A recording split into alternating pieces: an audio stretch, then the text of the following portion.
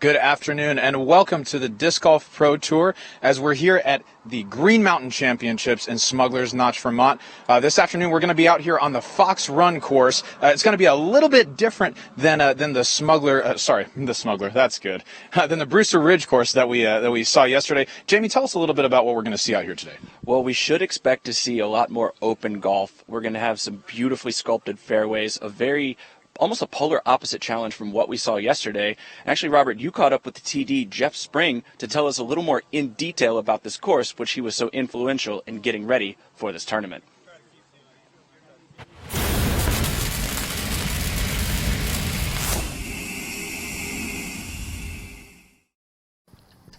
Hey, I'm Robert McCall here with Circle Zero, and I've got with me Jeff Spring, the tournament director of the Green Mountain Championships here presented by Discraft. So Jeff, yesterday we saw the Brewster Ridge course, par 60, tight, technical, and we saw Ricky Wysocki shoot a 49.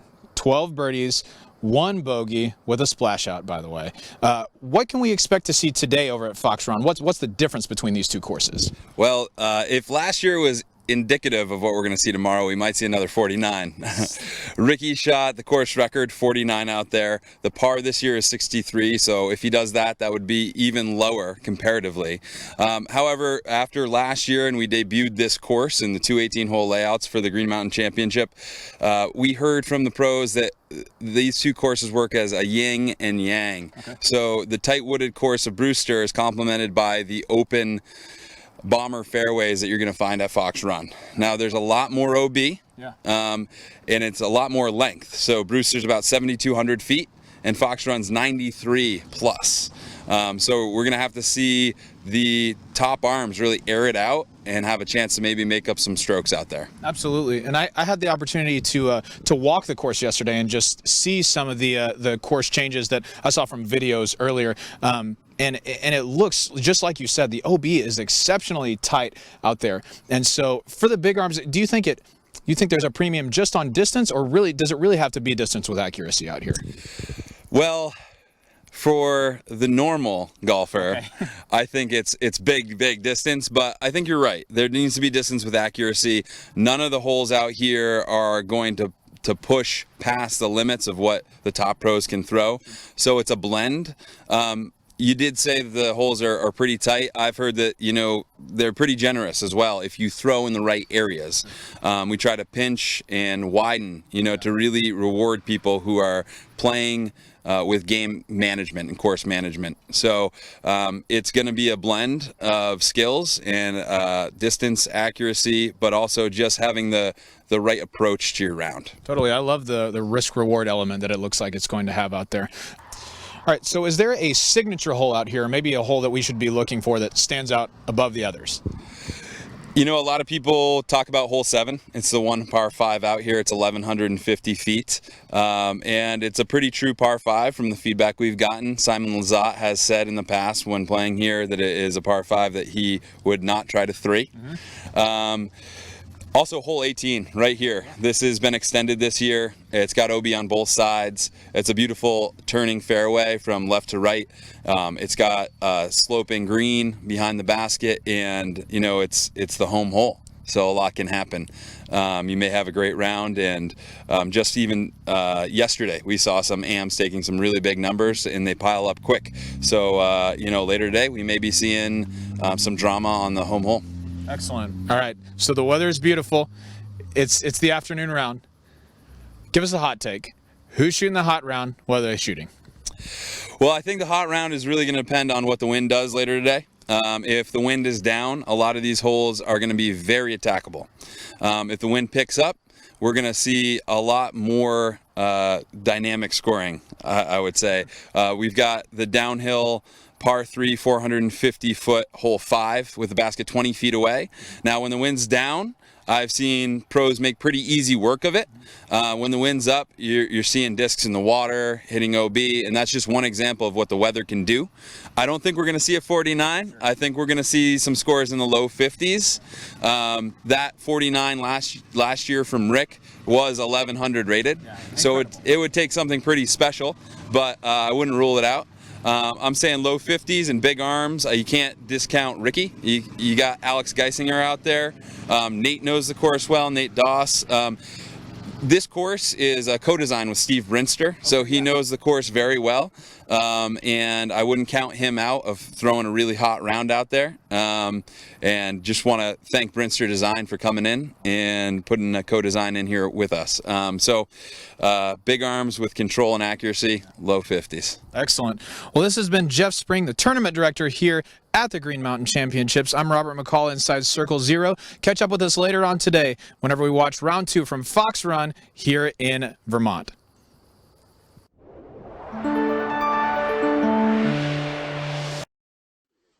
We are live on the tee on the second day of the GMC. We have the MPO Chase Card featuring Jeremy Coling, Paul Oman, Drew Gibson, and Cam Todd. First on the tee from Charlotte, North Carolina. Give it up for Jeremy Coling.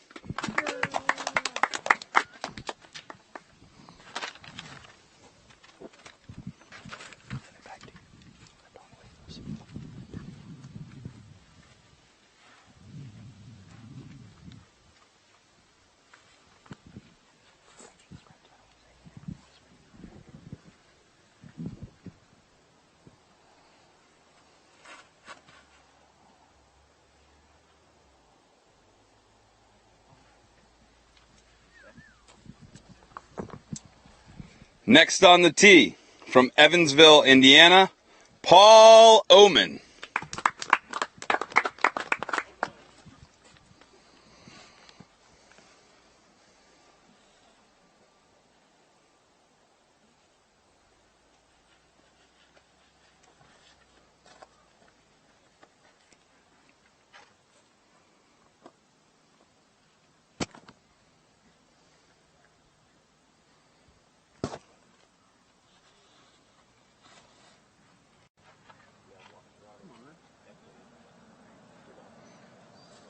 Wow.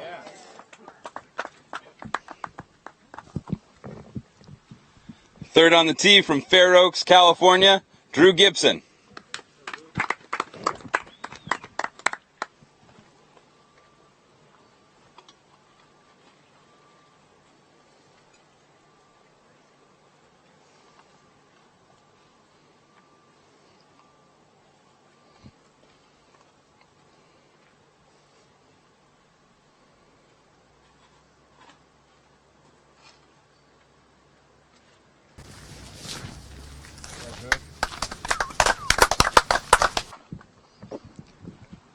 And rounding out our 1:50 p.m. Chase Card tee time, from Wingate, North Carolina, Cam Todd.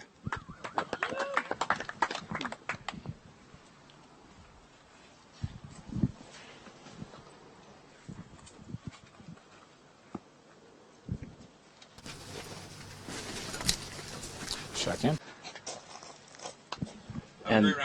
And that's going to start the round off for the 150 tee time. That's our chase card out here at the Green Mountain Championships, featuring Jeremy Coling, Drew Gibson, Cam Todd, and Paul Oman. Now we're going to throw to a little interview. We caught up with Paul Oman yesterday after his round to talk about his experience at Brewster Ridge and what he expects to do out here at Fox Run Meadows.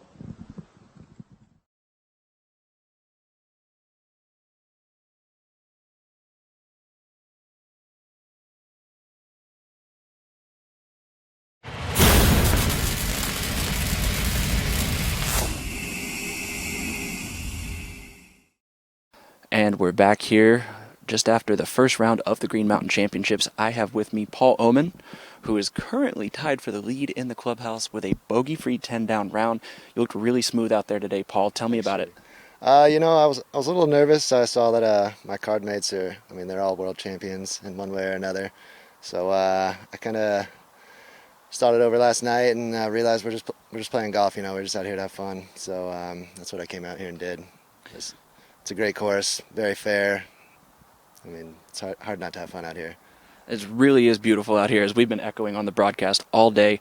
One of the most impressive things about the round you were able to put together today was 6 birdies in a row. No kidding. And including that big about 100-foot throw-in on that front 9 par 4. I don't know who was counting. What was going through your head right there? Like I said, I was trying to just stay out of my head at that point, I think. I mean, those guys created a nice flow for the card, and yeah, I think that putt was really nice. Like you said, 6 birdies in a row. I wasn't really counting. I was just playing golf, throwing them straight.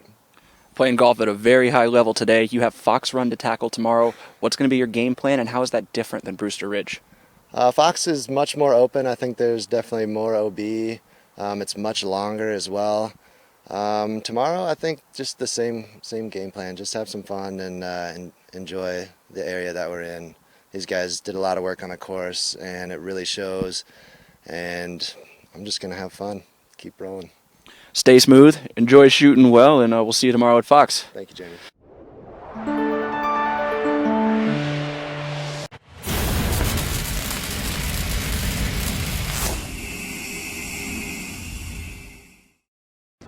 I'm the Disc Golf Guy with Circle Zero, and I've caught up with our clubhouse leader of the Green Mountain Championships, and that's Ricky Wysocki. Ricky, you practically own this tournament, and here you are off to a good start. Yeah, you know, I've got a lot of confidence here. I've played this course a lot, so I know exactly where to be and where not to be. So today I decided I wanted to throw my disc where I want to be. So that's where I was able to score well, and I'm looking forward to continuing that. Pretty solid day overall. You were about 5 or 6 under after the front 9, 5 or 6 on the back. Just 1 bogey on the day. Walk us through that one, since it was your one misstep. Yeah, it was a downhill hole 16. It's one of the, you know, it's got out of bounds left, and you know, I just hit the out of bounds wall, and I got a fortunate kick actually. So let's say it was a fortunate bogey almost. So that's one hole I'm going to clean up on, and I'm really just looking forward to, you know, coming out to this open course tomorrow and, you know, really playing my game and hopefully, you know, extending my lead.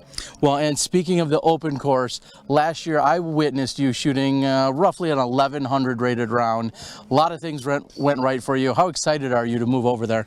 You know, I'm really excited because that's the last time I played it in a tournament. It was one of my best rounds ever. So that's a good confidence booster, and I'm going to let that sink in and settle in tonight, and, you know, really give me the confidence going in tomorrow for the second day.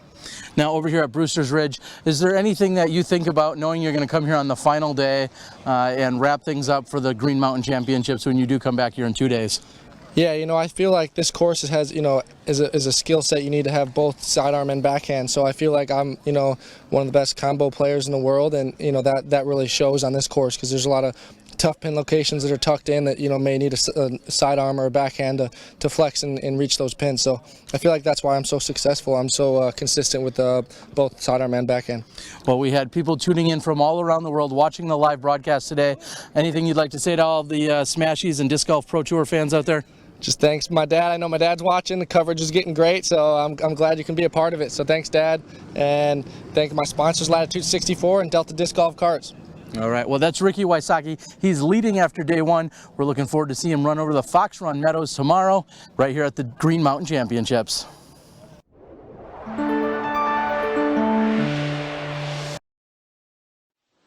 And welcome back into hole 1. This is Drew Gibson attempting a 3, just a little bit short off the cage.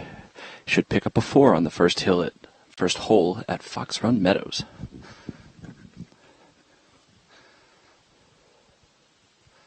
It's another beautiful day out here in Smugglers, Vermont. Very excited to be out here giving you live coverage of the 2016 Green Mountain Championships. We are in the second of 3 rounds, and we're watching Cam Todd solidly inside circle 2, looking for a 3. And a beautiful hyzer putt sticks in the strong side. World champion and a very well-known player for his putting game cashes in early. And coming up soon after this will be your 2 o'clock lead card. Terry Miller and Robert McCall will be on the call. So we watch Drew for a 4. And here's Paul Oman. Another 3. And these players off to a good start on this par 4. A beautiful S-curve uphill shot surrounded by OB, which seems to be a theme at this course out here. We should expect to see a lot more of that. A very different aesthetic from what we experienced yesterday at Brewster Ridge.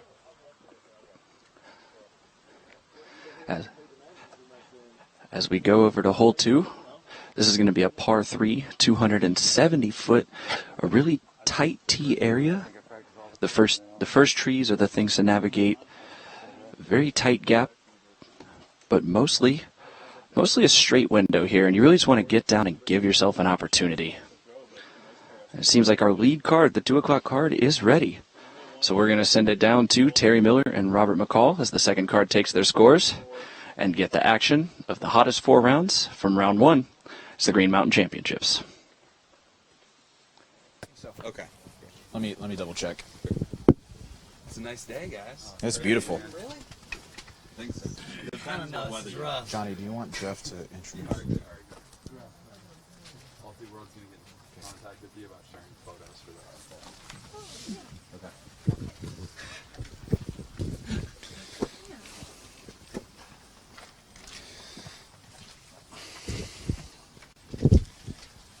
Okay. All right, we're going to get going.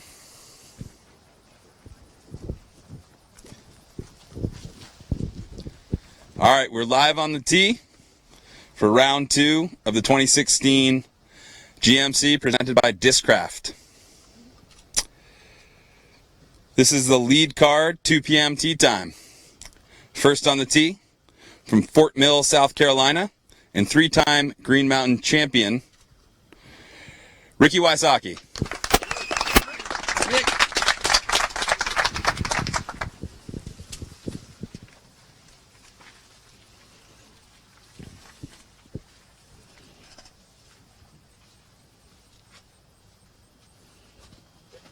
Rick's gone with an opto stiletto just straight up the middle. Looks like he's found himself a good spot.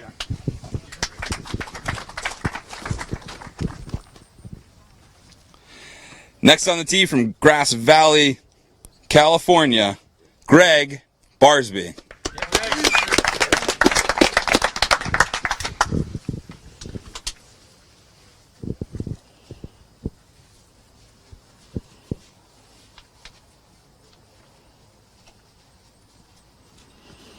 Barsby's taking Thunderbird down the middle. He's got a little bit of turn on that, hoping for it to get left. Looks like it's gone long out of bounds.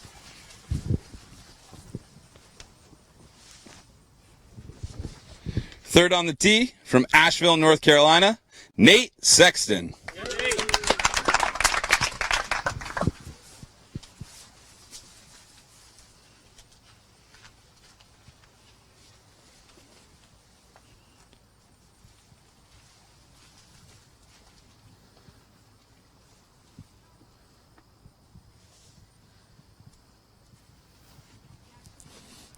Nate's gone star T-bird on a hyzer flip, just right in the middle of the fairway.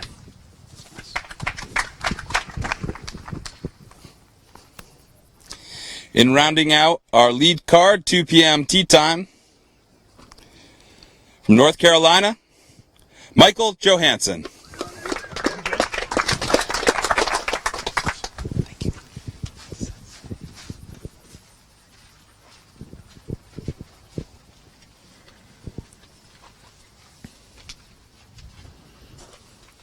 Michael Joe goes with what I believe is a Z Mantis, and he's gotten a really good move on that. Well, past the trees that shape the gap that you want to hit in the fairway, he's going to have the best look at the basket from there. So hole 1 out here at Fox Run Meadows is 600 feet par 4, slightly uphill that dog legs a bit to the right after the initial tee shot. The goal on this hole is just to find yourself somewhere in the middle of the trees, in the middle of the fairway, so that you have an open lane at the basket here.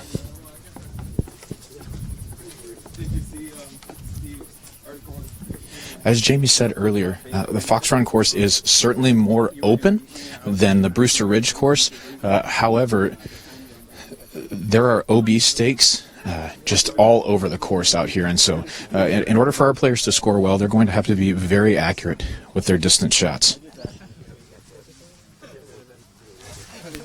Yeah, please.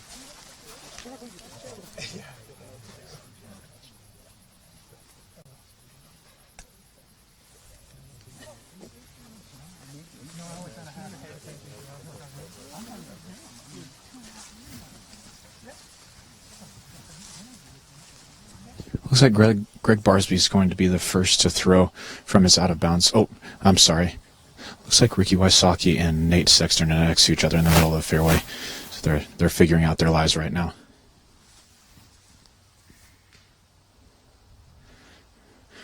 As we wait for just a moment, I want to welcome you back to live disc golf here on Smashbox TV at the Disc Golf Pro Tour. I'm Robert McCall. Excited to be joining you on the call for today's lead card out here at the Green Mountain Championships presented by Discraft. Terry Miller, the disc golf guy who you are accustomed to hearing, is actually going to be on one of the cameras today, as we've had some men fall to illness and injuries, and so Terry's going back to his roots of videoing and announcing, but just without the announcing part. I'll make sure and throw in some puns and hopefully clever things to say to make him proud.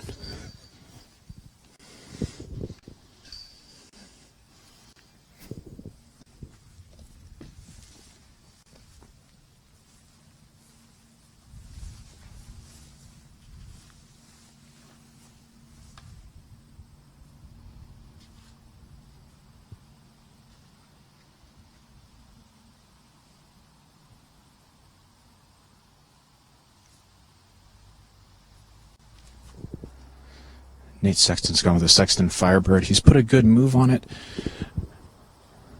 The green does pinch down toward the basket, but if that disc sat down, there's a pretty good chance that stayed in bounds.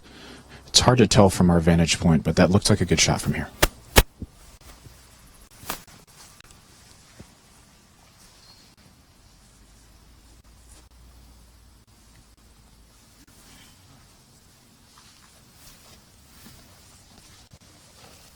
It looks as if Gregg Barsby is going to be next to throw.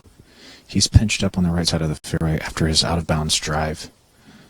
So he's going to have a more obscured, probably a forehand line to the basket.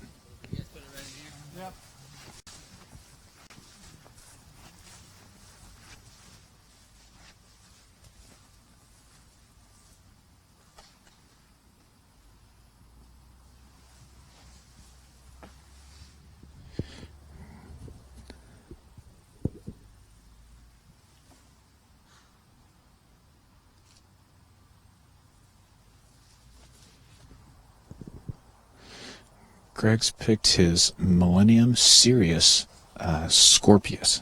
It's a distance driver similar to a Destroyer, but that's going to have a little bit more turn for somebody like Gregg Barsby. So he's picked it for a flip-up forehand that ended on the left side of the fairway.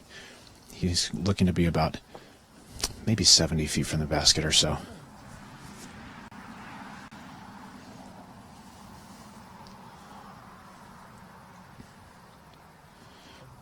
Ricky's picked his Lucid Felon, looking for a bit of skip.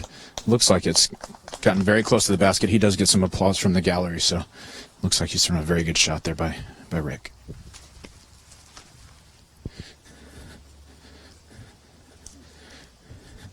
And Michael Johansen said, "You young guys can shut up," and he crushed his drive up here. He's looking at what will probably be a putter upshot to this basket.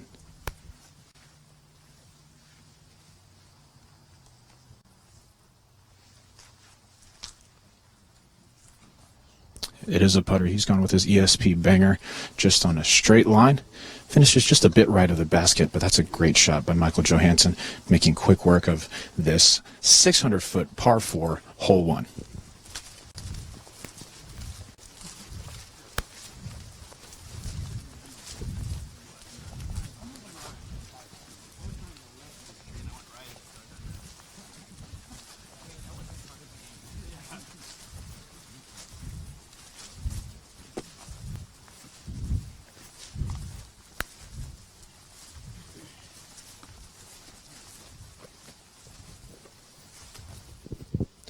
Gregg Barsby's found himself just outside Circle 2's edge. Circle 2 is about 66 feet.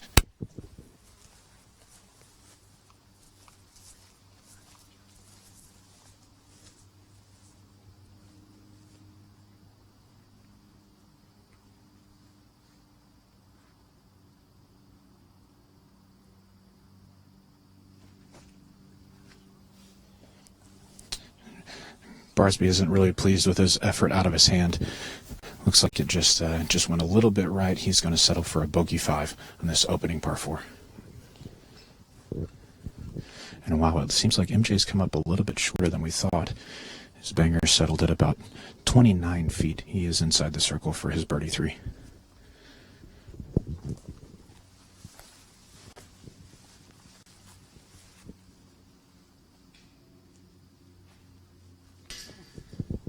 And Michael Johansen's birdie bid with his soft banger is just low.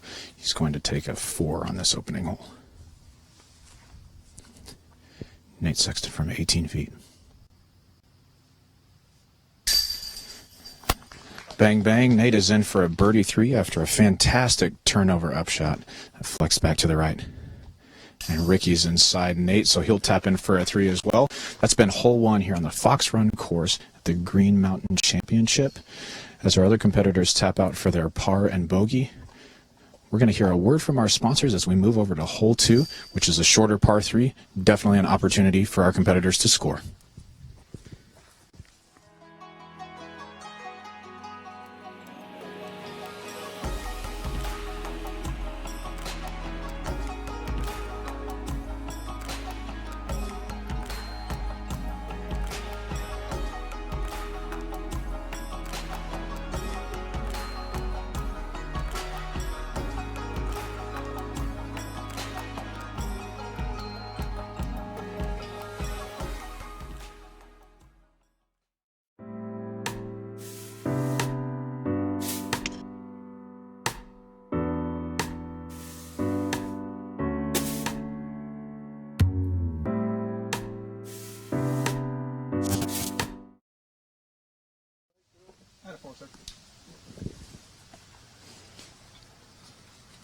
Welcome back to the Green Mountain Championship here in Smugglers, Notch, Vermont.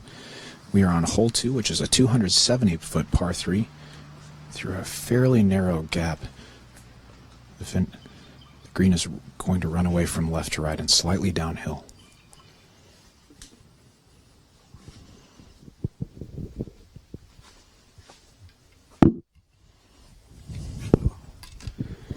Ricky's put a slight turn on his harp. Finished just to the left of the basket. He'll be inside circle 1.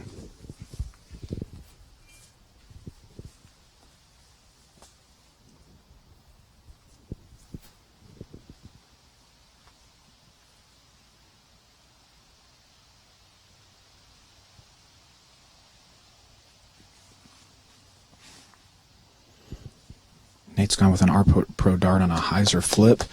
It's gotten just shy of flat and faded just to the left. Looks like he'll be slightly outside of Ricky's shot.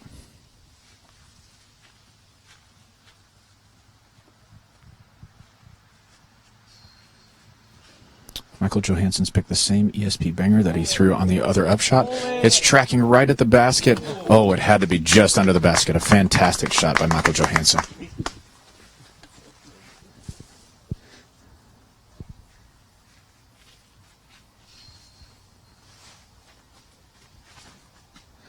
Gregg Barsby's taking a forehand putter, asking for it to get left. Looks like it catches one of the last trees on the right side of the fairway.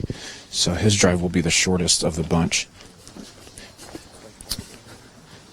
Exciting to see shots like that from some of our top players here as Michael Johansen nearly threw that shot in the basket.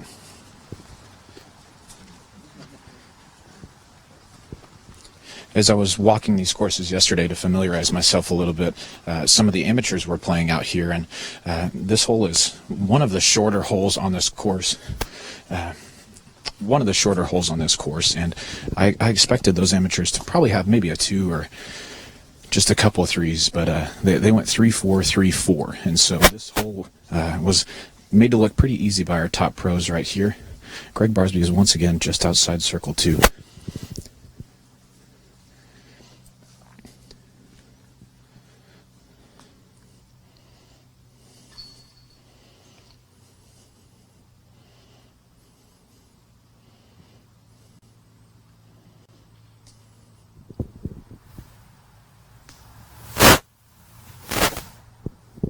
Barsby's putt is high and left of the basket, but settles relatively close.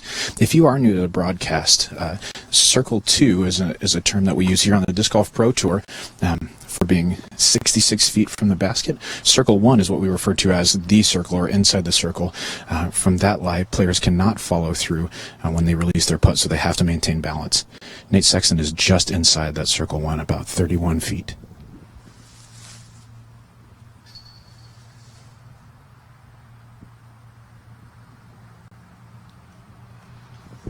And it looked low out of his hand and finished low. Nate Sexton is not happy with that effort as he's going to drop in a par 3.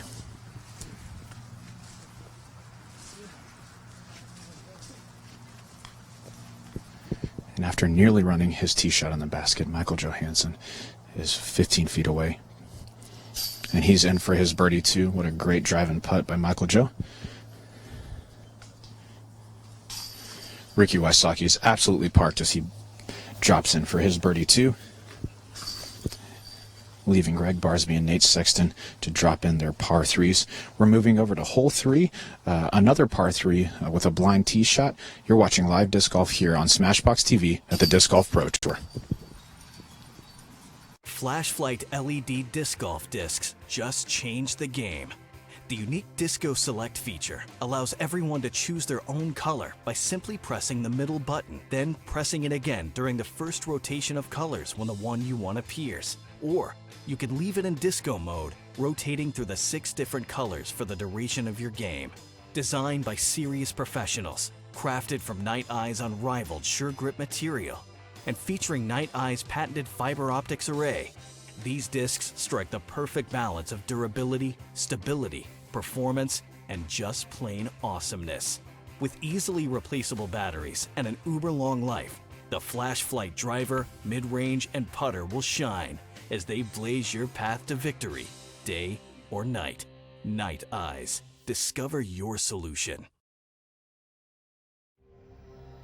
The Mach-X features a unified chain assembly, connecting both layers of chain to a single point. The soft outer chain slows the disc on impact, while the high-tension X-pattern inner chains stop all forward momentum, securing the putt. With 40 unified strands of chain, the Mach-X is the evolution of disc golf.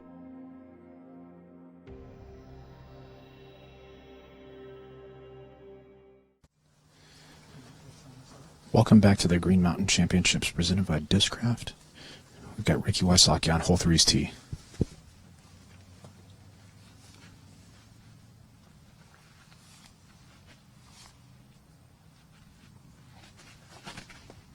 Ricky's gone with a felon forehand turnover that hits a group of leaves early and a second branch a little bit later.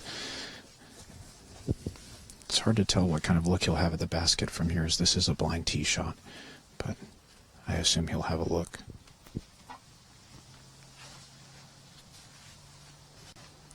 Michael Johansen's gone with his TI Comet and split a very tight gap on the first set of trees, but hit a tree on his the next opening, so he will be short of the basket, pitching up for a par 3.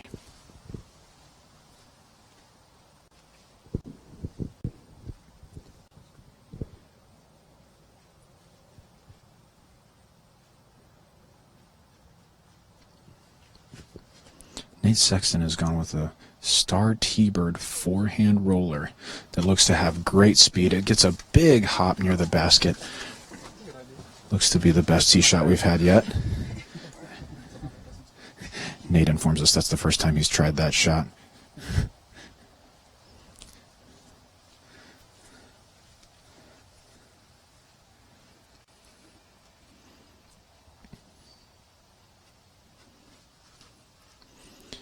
Gregg Barsby has thrown a Discmania TD and hit the right tree that Michael Johansen split just a moment ago.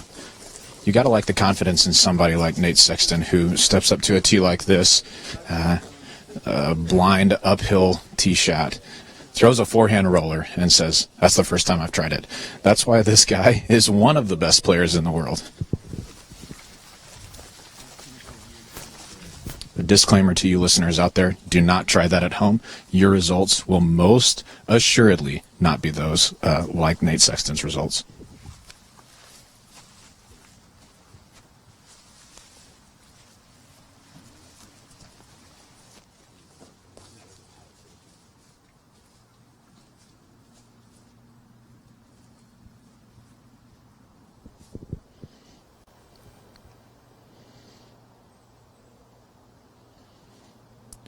From a straddle stance, Gregg Barsby goes with a forehand that gets a good skip. Looks like it went just over the basket and settled relatively close. He should be able to get his par 3 from there.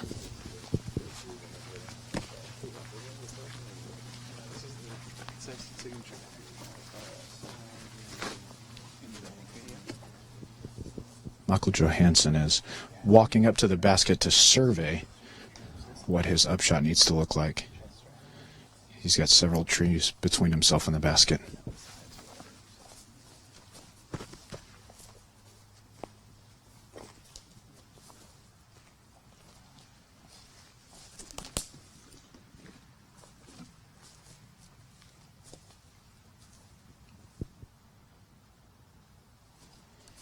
Michael Joe goes with a D banger that's beat up.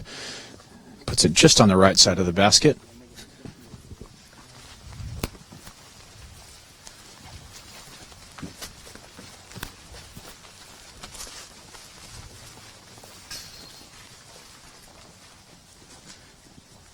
And Ricky's felon forehand that hit an early clump of leaves and a couple of branches has landed just outside Circle 2's edge.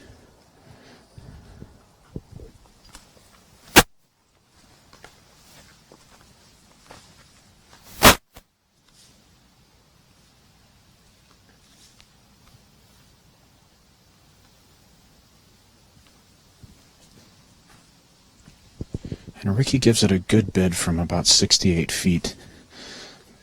But it comes up a little bit short and right. It's a tough putt. It's a tough putt to run at because of the downhill behind the basket. Here's Nate Sexton from about 60 feet.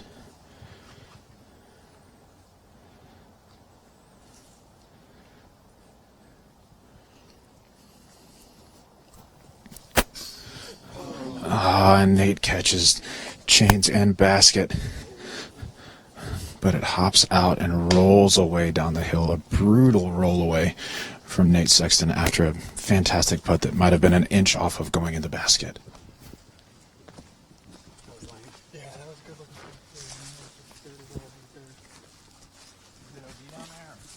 No. I think it's just the...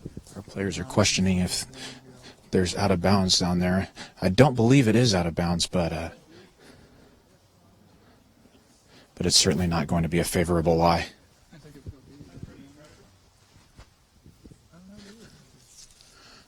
Oh, and I'm corrected. There are out of bounds stakes down there by the creek behind the basket.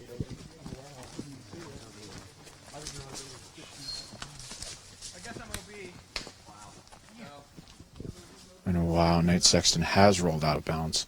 What an unfortunate break after a really good run at his putt.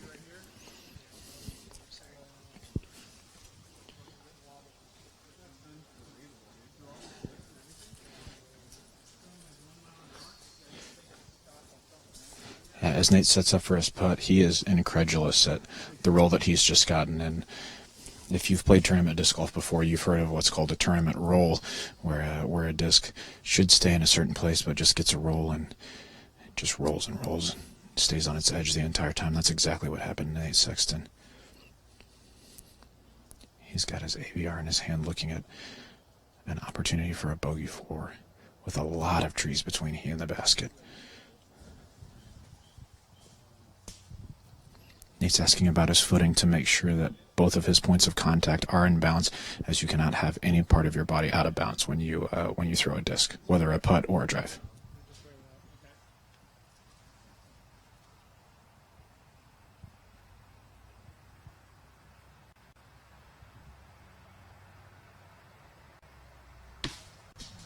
And Nate hits the tree directly in front of him.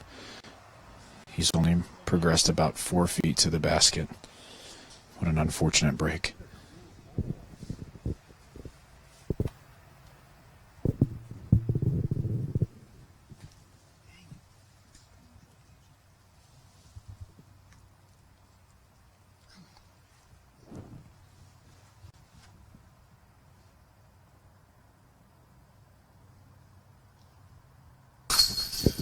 Nate Sexton is up and in for his double bogey 5 on hole 3 here. A really unfortunate roll away that resulted in a double bogey.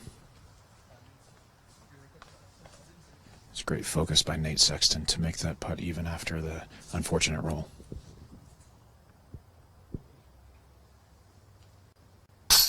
Ricky Wysocki's putt is dead center from 22 feet as he cards his par 3.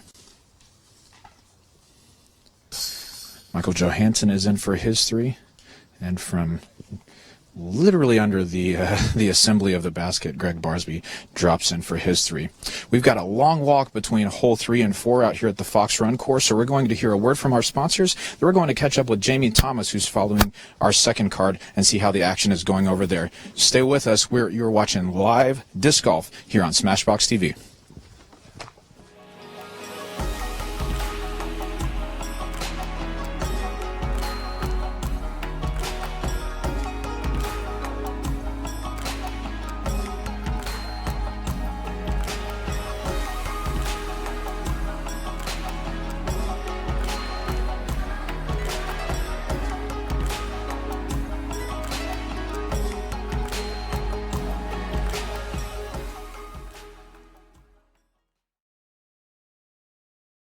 We are on hole 5, just waiting, big downhill, par 3, 445 feet.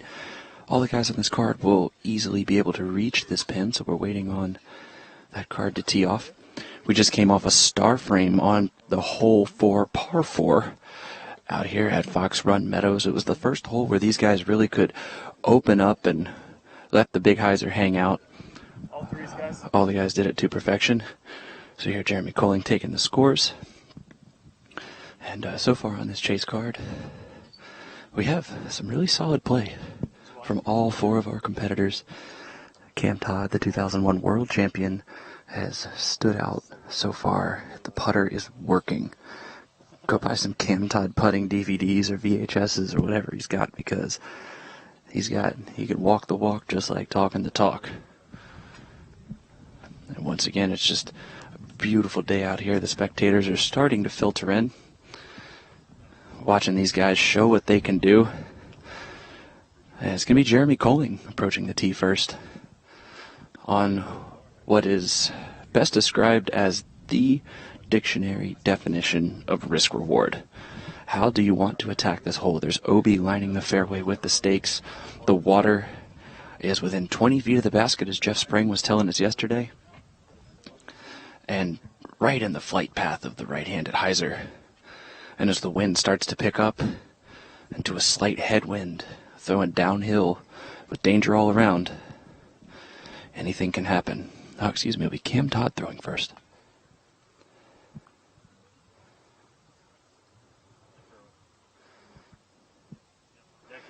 Looking for a soft sit, and the green flag from the spotter. You'll notice a lot of these guys are going to hang it wide out over that OB to the right side to make sure they don't challenge that water. Not only is it an OB stroke, but real difficult to get your disc back right now.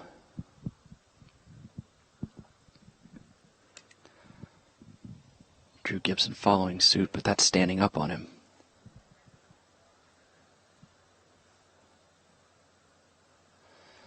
And an example of what power can do for you.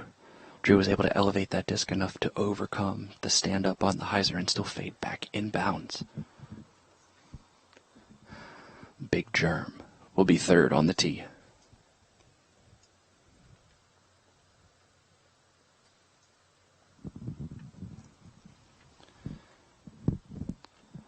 And Germ has left that one high. He's going to need that to sit. Very nicely done. The spotter's green flag was up in the air before the disc even touched the ground.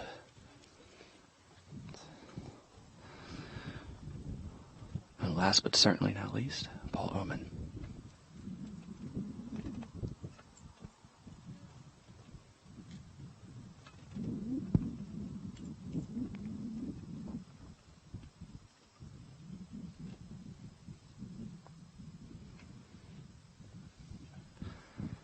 And this is... Started waving the green flag out. Yeah, that's good.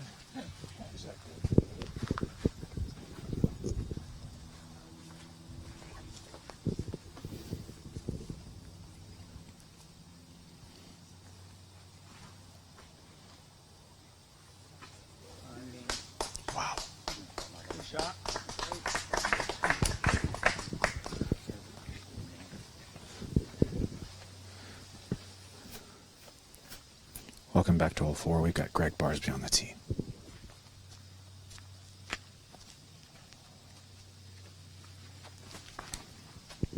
Barsby's picked a Star Destroyer for his hyzer. It's got a good line on it. Yeah, he's put himself in a great position to attack the green slightly uphill and to his right.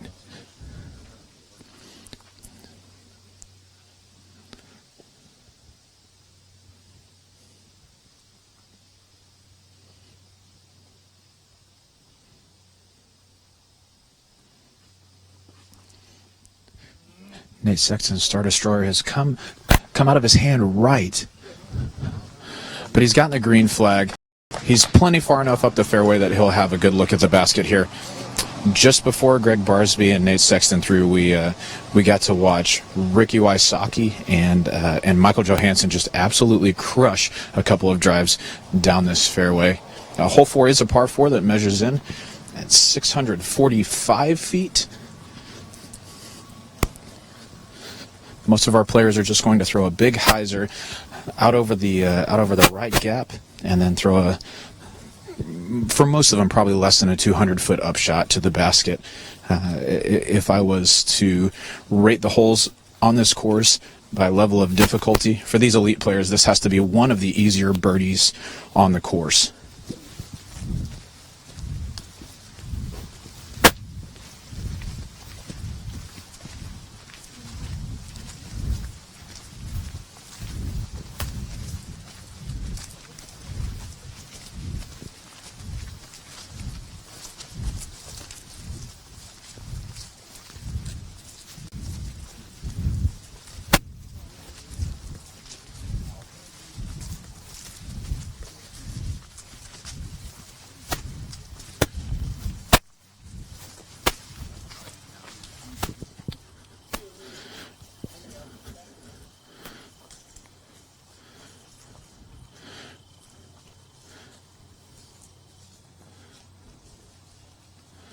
First to throw will be Gregg Barsby. He's got a champion eagle in his hand. Looks like he's lining up a forehand with his eagle.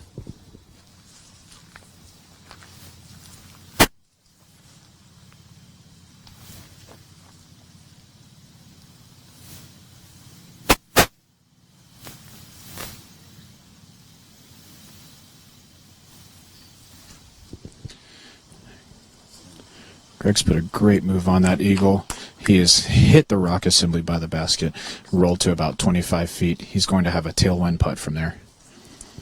Nate Sexton's got his signature Sexton Firebird in his hand. He's eyeing up a forehand into the screen.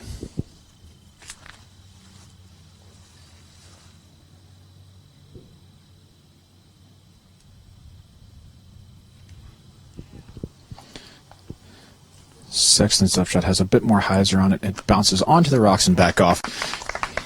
He'll be very close to the basket for his birdie 3.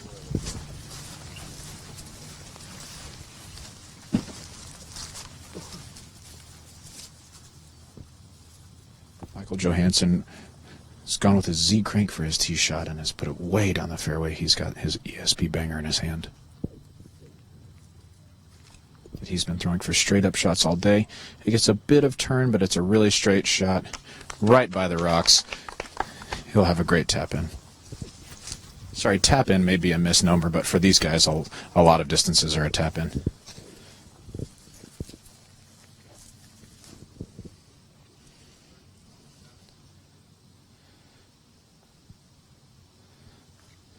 Ricky Wysocki takes his forehand harp out to the left. It doesn't quite swing back right as much as he would have liked it to, but he's still going to be at about 25 feet from the basket.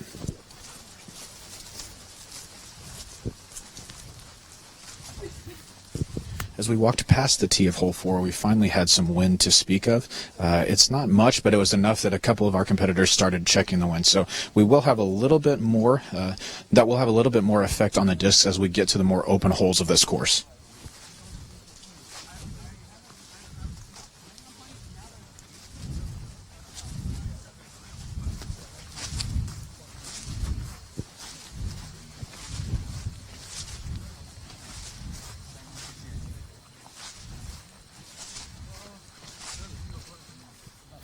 Gregg Barsby is going to be first to throw.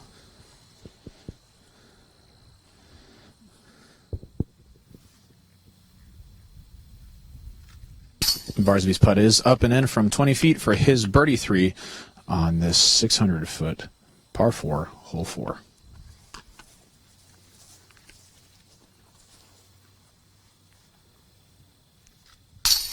And Ricky's putt is dead center for his birdie 3.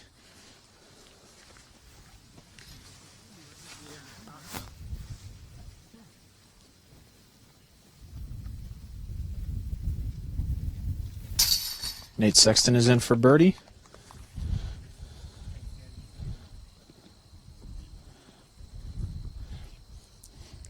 And Michael Johansen is in. We've got an all-star birdie 3 on this hole 4. We're going to move over to hole 5 right now as we listen to a word from our sponsors. Join us back at the Green Mountain Championships here in Smugglers Notch, Vermont.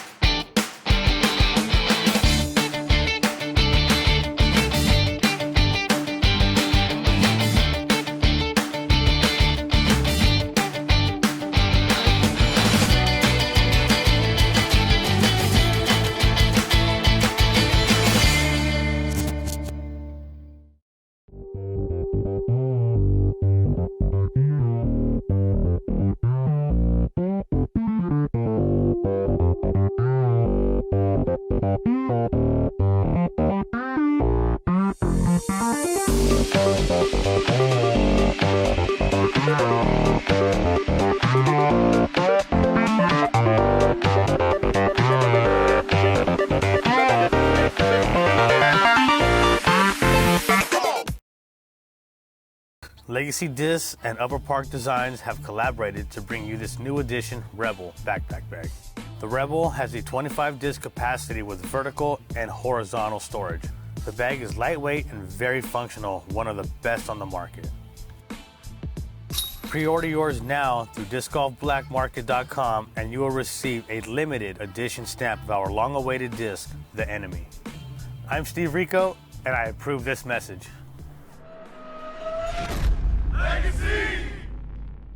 We're back here on hole 5. It's a 445-foot downhill par 3 that parallels hole 6 and hole 7. Hole 6, we nearly just saw Paul Oman ace about maybe 150 feet away from the tee box. He's on quite a tear this weekend. We've got Ricky Wysocki here on the box of hole 5. He's got an enforcer in his hand and a bit of a headwind to contend with.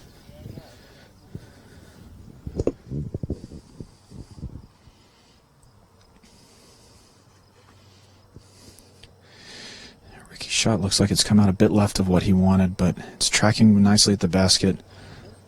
He gets a really early green flag from the spotter. Wow. It looks like it's going to be a group call, whether that's inbounds or out of bounds. Just a side note, if you are a spotter at an event like this, make sure and wait for the disc to settle before you signal a player. You don't want to mess with their mentality.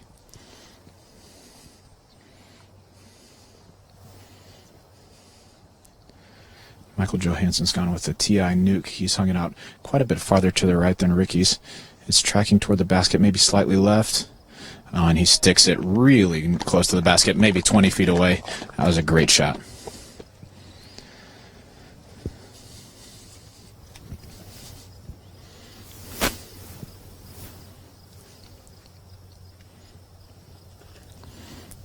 Gregg Barsby's disc has too much hyzer out of his hand. And if he's thrown it hard enough, that should be in the water. And that is out of bounds, unfortunately. Nate Sexton's got his C-line PD2 in his hand.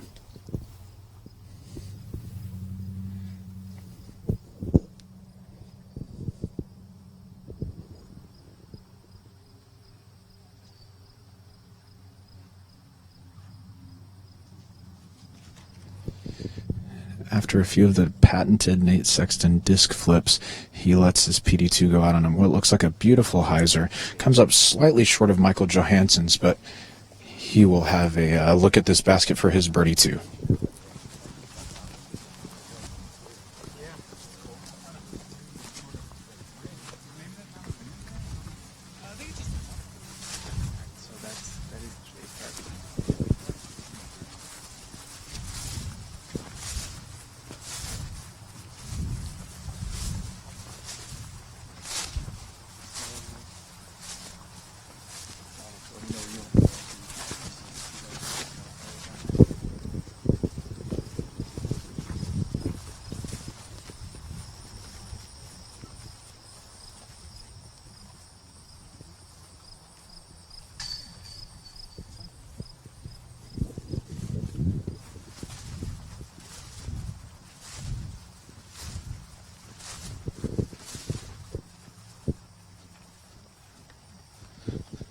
As our competitors walk down the fairway here at hole 5, we're looking to see what's going to be the verdict about Ricky's disc, whether it's inbound.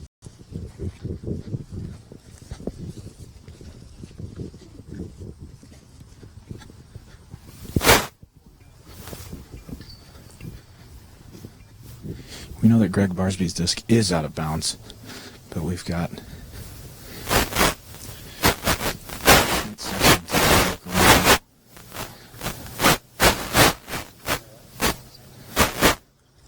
trying to find out exactly what happened with our players' drives here.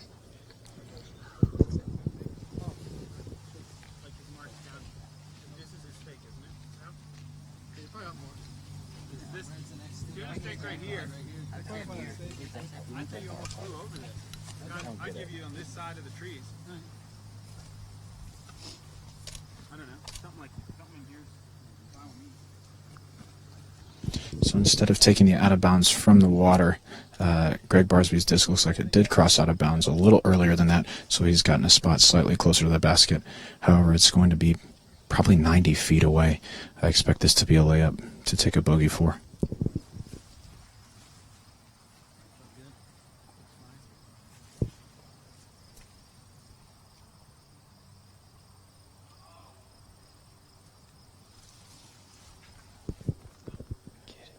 And just as I say, Gregg Barsby's going to throw a layup, he nearly runs it in the basket from 90 feet. That was a great looking shot from Gregg Barsby.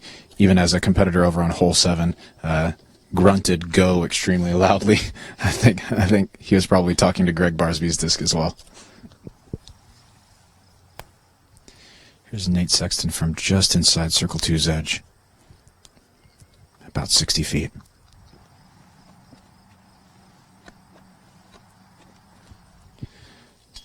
Oh, Nate's run is great, but hits the top band and falls down just left of the basket. He seems pleased with that run, as it was a difficult putt to run out.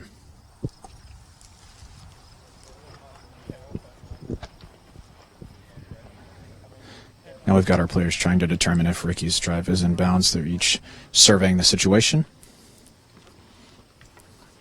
But it looks like Michael Johansen is going to be putting before Ricky.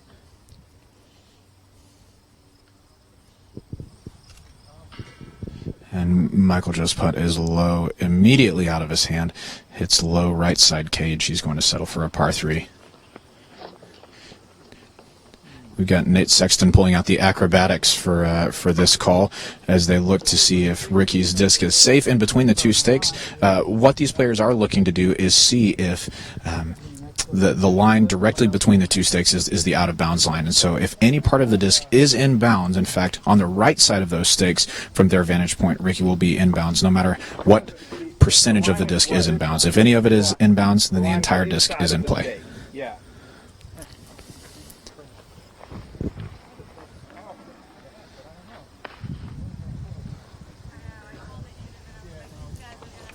Gregg Barsby's doing his best Camilo Villegas impression, if you're a fan of the PGA Tour, getting down to eye the lie of a putt. Looks like it's just on the line.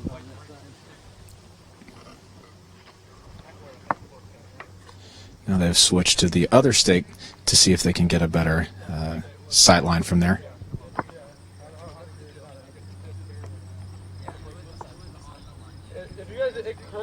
I don't know if you saw it. It did curl like. Yeah, you're probably like right there. Sure, yeah, that's, yeah, whatever the spot is that. It curls on, right? Yeah.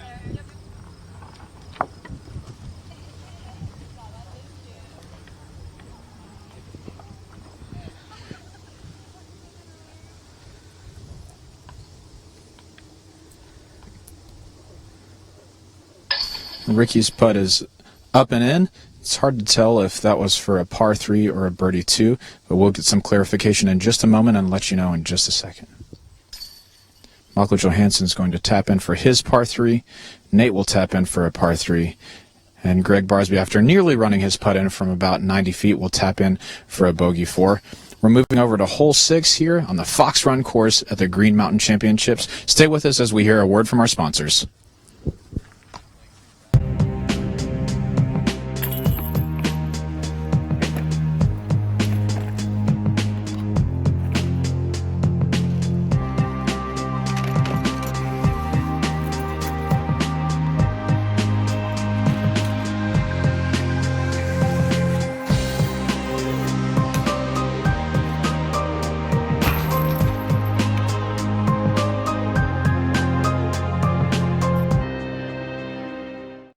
Sun King Discs, established in 2001. Florida's most respected name in disc sports. Official retail merchandiser of the Disc Golf Pro Tour. Currently on tour supporting Discraft and DGA live inventory, free shipping at $12. All orders $19.99, ships in a box, includes single discs, large selection of both stock and collectibles.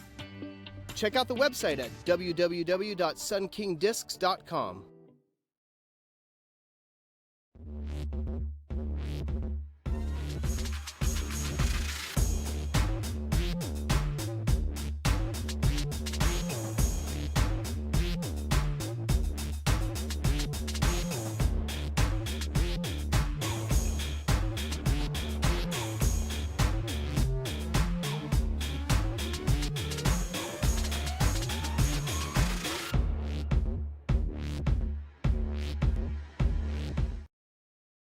We're back here on hole 6 of the Fox Run course at the Green Mountain Championships.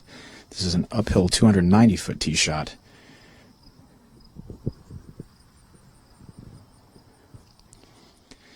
And as he is one of the most proficient forehand players in the world, Ricky throws a great shot with his Lucid Felon to 10 feet from the basket.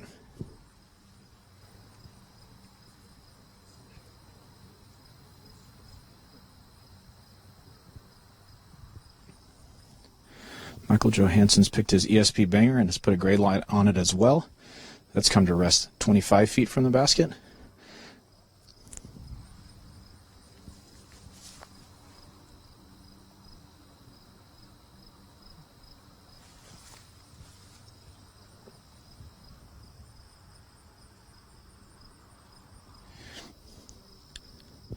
Nate Sexton's put a great line on his forehand shot.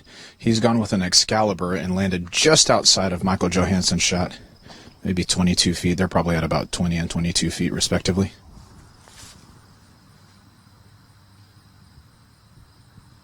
Gregg Barsby opts for the forehand line. His line is nearly perfect. Oh, and he hits the base of the assembly under the basket. He'll be dropping in for his birdie, too. The tee shots on this hole were pretty impressive from this group, considering the trees that shape the line off the box. There are trees really close to the basket, close to the tee on the left side of the box. And so Michael Johansen's banger had to be pretty sharp anhyzer out of his hand to carry all the way up the 290-foot fairway to the basket.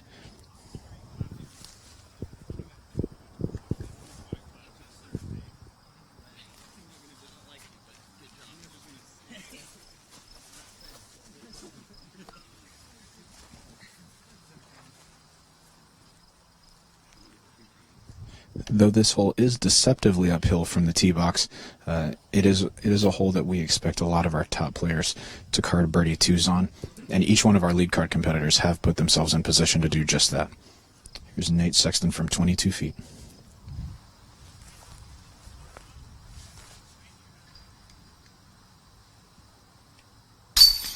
Nate's putt is just over the rim, dead center. Great birdie 2 for Nate Sexton.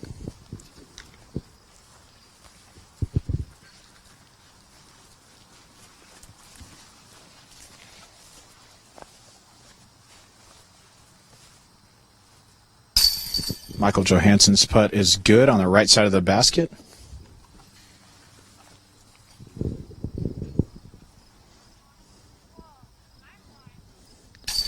Ricky Wysocki nearly falls over from his 10-foot tap-in putt. And Gregg Barsby is about 5 feet from the basket as he taps in for his birdie 2. That's an all-star birdie for us on hole 6 here. We're going to throw it over to Jamie Thomas, who's got an interview for us as we wait on a backup on hole 7. Hey guys, I'm here with Dave Weisblum from Night Eyes, and tell me a little bit, Dave, about the relationship between Night Eyes and the Pro Tour and how excited you are to be here with us. Oh, it's just unbelievable. This is, I believe, the 5th stop in the finals here coming up, and we've been a part of every one of the events, running night golf, and just having a good time. Last night was great. We had a record 32 teams, so about 64 players that were out trudging up and down the mountain with their glow stuff and their glow discs, and everybody had a great time, and there were some really great names. Let's see, Gloria Estefan, I think, was one of them, and some others that I can't name, but we had a good time out there, and it's just a great venue, and we're excited to be here and excited to be a part of the inaugural Pro Tour, and everything that Steve's doing is just tremendous. I mean, look at this venue. It's just unbelievable. That was going to be my next question. I mean, you're out here caddying today, having a little bit of fun, seeing some of the action. What's your take on this venue, on Brewster Ridge, on Fox Run Meadows? Well, yesterday was my first time through the other course, and then now the first time through this course, and it's just, it seems like it's a real good yin and yang balance of being tight in the kind of technical shots, and then out here where people get to open it up and really get to see like what these guys can do. It's just amazing. And we've seen some great shots today here already. We also saw some great shots yesterday at Brewster Ridge, and our very own Terry Miller's put together a compilation of the 10 best shots that he got from yesterday at Brewster Ridge.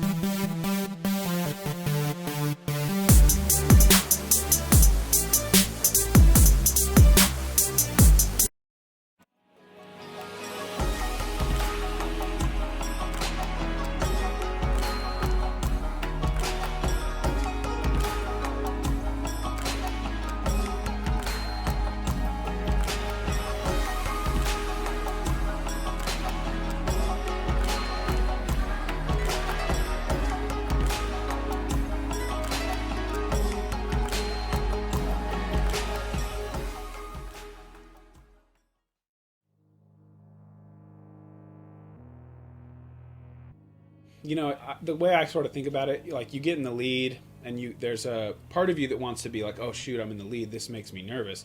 But I usually just sort of think like, do I envy anyone else in the field? Like, sure, it's pressure to be in the lead, but would I rather be in 10th?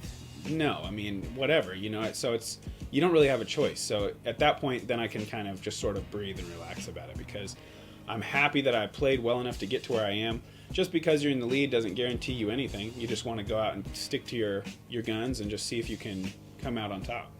The only time that I adjust my play based on scores is like probably, I would say, 6 holes to go in a final round.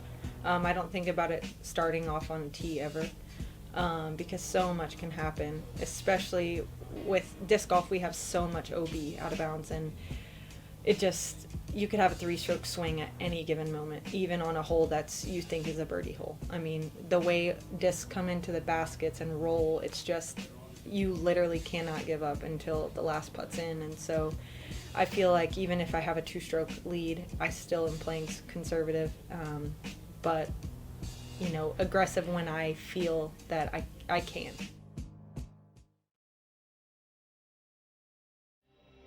The Mach X's M-Link system takes basket performance to a new level, allowing for more outer chains without the excess weight. Outfitted with the new Trapper Basket 2 technology, the Mach X has a 10-inch deep tray with additional support railing, eliminating bounce outs.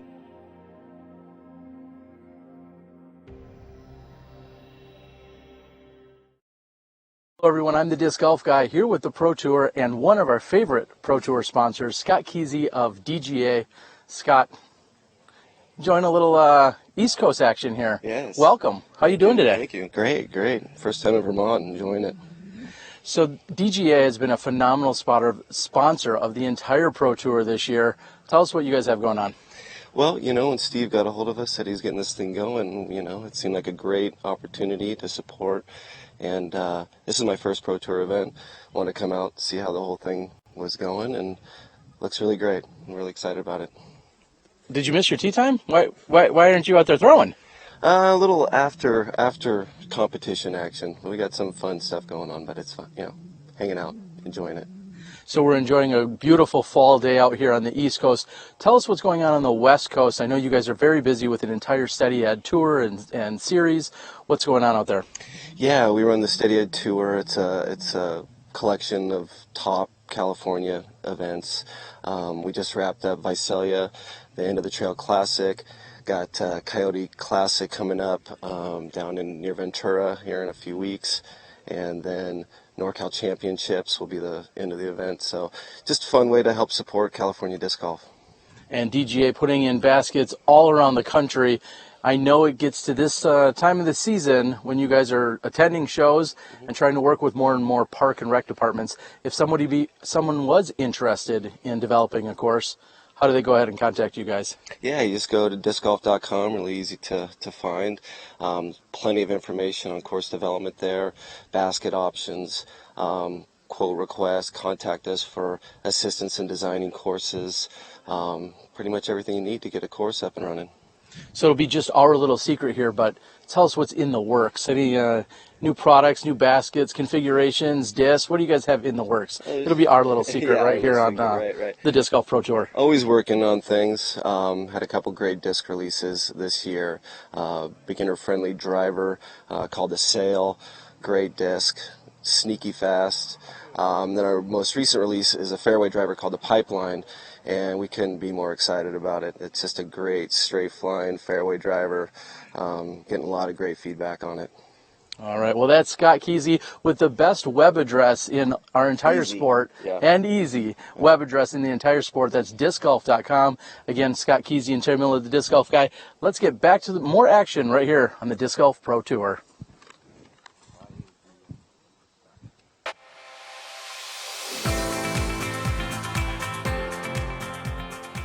For me, it's time with my friends.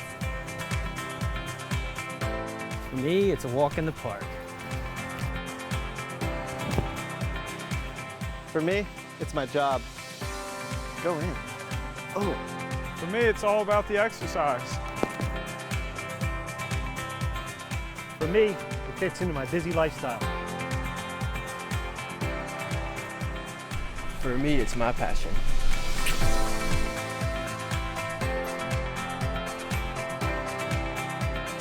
For us, it doesn't cost much to play.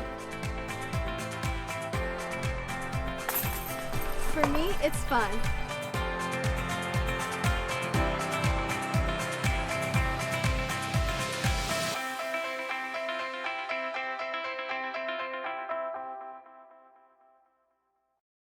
Welcome back to the Green Mountain Championships presented by Discraft here in Smugglers Notch, Vermont.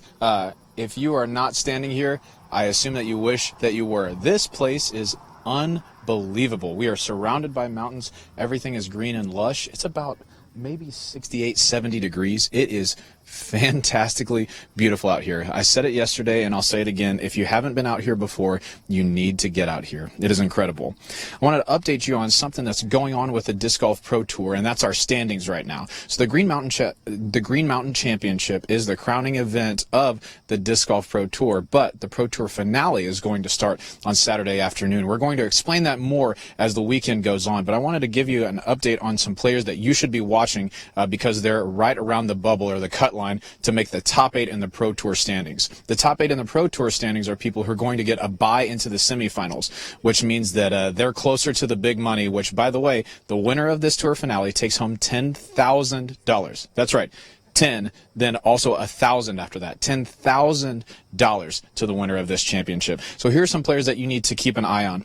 James Conrad, Alex Geisinger, Gregg Barsby on our lead card, and Drew Gibson are all within 22 points of one another in the tour point standings. And so if one of those guys has a fantastic tournament and the others don't, we could see a Drew Gibson hopping into a 7th or 8th place. Same with Gregg Barsby if he continues his great play right now. We've got one other story that I think is really interesting and really exciting. And that's about a young man named Curtis Manahan. Curtis is a 968 rated player. He's played each of the Disc Golf Pro Tour events. And he said his dream was to make the quarterfinals of the Disc Golf Pro Tour, which is the top 48 players. So Curtis Manahan, like I said, he's rated 968. He shot a 10.03, rated 56 the first round, and he has positioned himself just inside the cut line for those 48 players. And so, Curtis, we are rooting for you to get into the tour finale. As he said, his dream would be to make that top 48 and get to compete with some of the best players in the world. That's an update on our Pro Tour standings. We're going to send it to a word from our sponsors as we wait on our players on hole 7.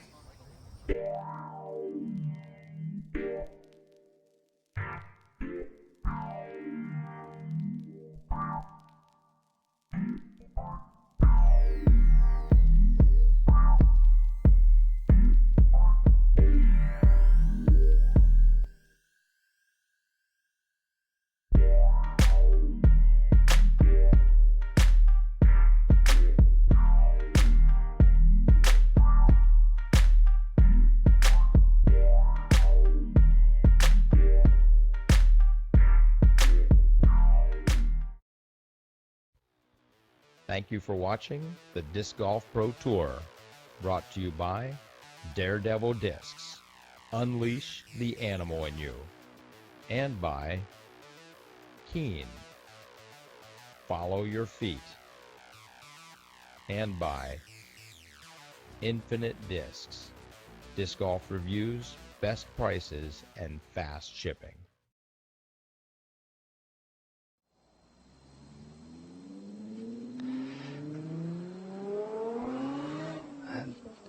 Don Smith has thrown his hyzer. He's challenging that out of bounds. He looks to be just short of the gap. I don't see a spotter with a flag here, so we'll have to wait to see the result. And fourth on the tee of this third card is Devin Owens, the lone lefty.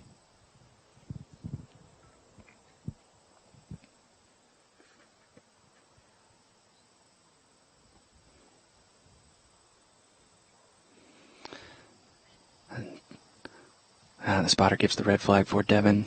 He's hit the middle trench on this hole 7. If you're just joining us, this is the third card. We had a little bit of a backup between hole 6 and hole 7, so we are going to give you guys some bonus coverage from the Chase, the third card featuring Devin Owens, Don Smith, Will Schustrick, and Paul Macbeth. I was just talking to Paul during the backup momentarily, and he looked at me and said, I should be playing so much better. I missed 5 birdie putts. And I said, Paul, you've only played 6 holes. And he kind of gave me a look that said, yep. So he's looking to pick himself back up here, although the drive off the tee is not exactly what he wanted to get out of that. Looks like we're going to go to Will's.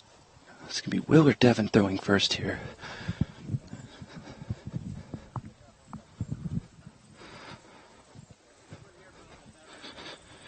once again, just got to give a shout out to the spotter is giving the mark. And the discussion right now is whether Paul crossed back inbounds across the ravine that runs perpendicular to the fairway, running literally across the fairway and bifurcating it from the basket. The spotter's recommendation is that the disc did not cross back inbounds, so Paul will have to take his mark short of the ravine, which puts a tree in the way. It doesn't give him as clean of a straight run to the basket, but the hyzer shot will still be in play.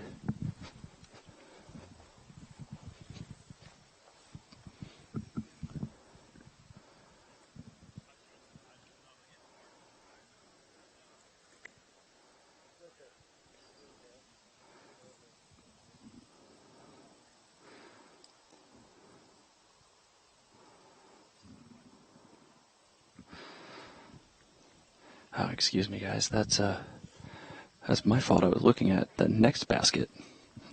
My unfamiliarity with this course coming into play right there. This is a bigger, longer hole out here on 7, and it seems that Paul has doubled down on trouble and may have gone out of bounds right again. Will Schustrick, meanwhile, staring straight into the gap. And he's in a very attackable position.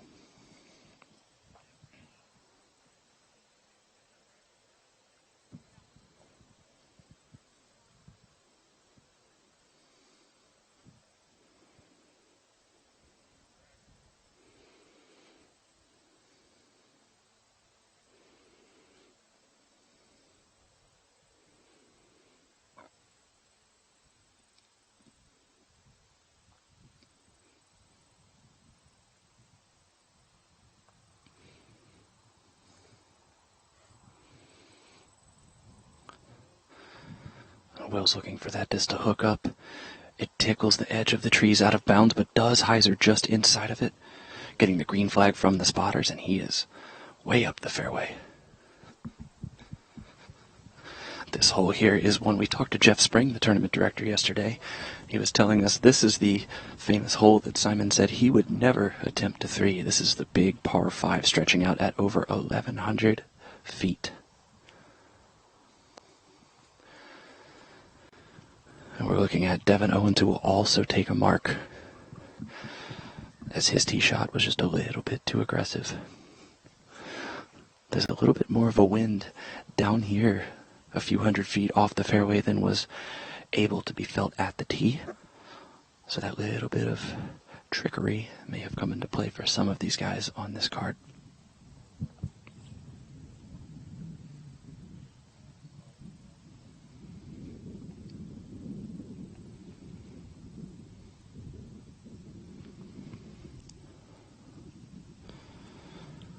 Devin sizing up his line here. He does have a tree right in the way of the probably optimal straight line to get maximum distance, so he's going to have to choose to throw that flex shot as a lefty or take a little bit of distance off and throw the hyzer.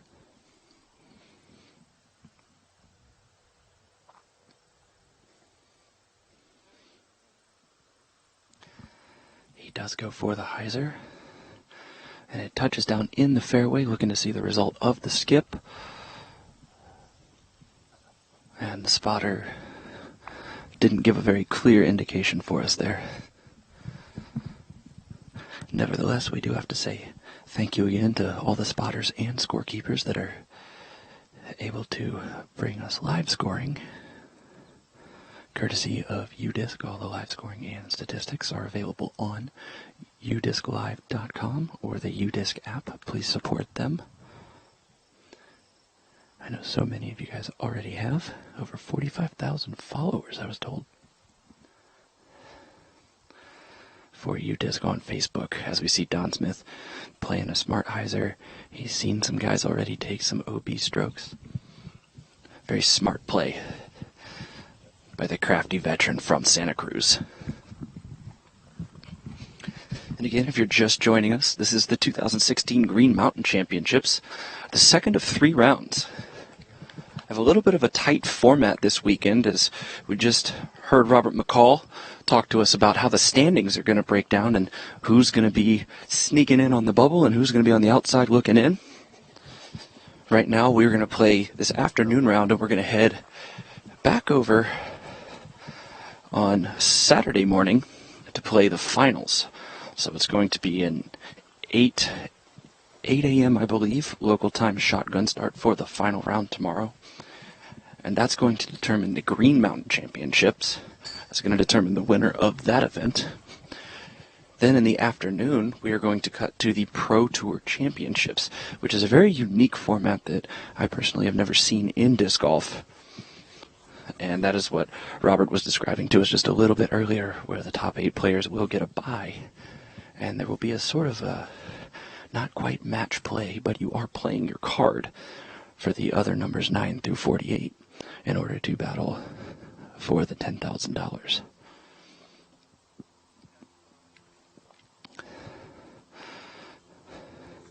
And Don Smith plays a little bit of a shorter hyzer there, keeping it into the wide part of the fairway. You can see the fairway chokes off a little bit as you get towards the basket. A very deceptive OB pattern, very intelligently deceptive OB pattern. Because when you look from the tee, or when you look from the ravine, from the lie of your initial tee shot, you may not see exactly where the OB goes wide and then narrows back in. So a very smart use of a flatter part of this property.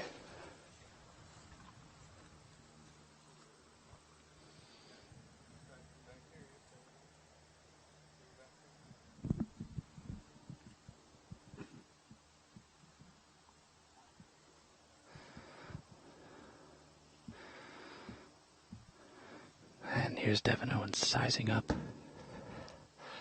his shot here.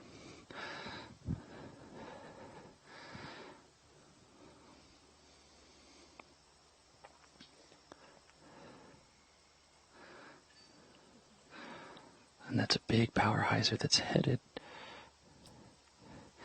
into the safe spot, getting the green flag from the spotter. A little bit easier for the lefty here to take advantage of the shape of this fairway. And next up to tee will be Paul Macbeth. Excuse me, the next shot thrown will be Paul Macbeth, who has already found out of bounds twice on this hole. And he really isn't left with much of a choice other than to go for it. He doesn't want to lose too many strokes to the rest of the competitors on this card, on this hole.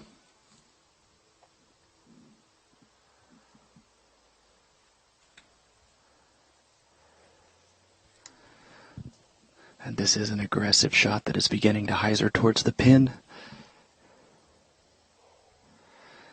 Caught up in the trees, and he has gone deep out of bounds, and that's going to be the 3rd OB penalty stroke he'll take on this hole. And he is in disbelief right now. If I were a betting man, I would bet that Paul Macbeth has not taken 3 OB strokes on a hole probably since his amateur days.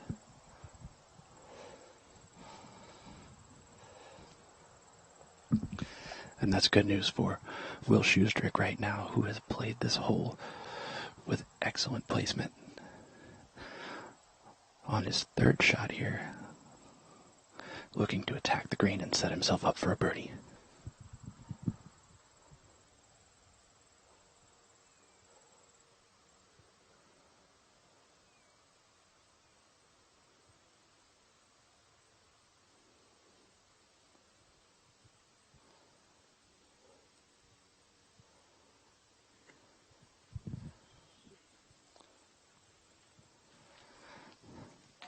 And there's a little bit of a slip from Schusterick as he had to grab the ground to brace himself.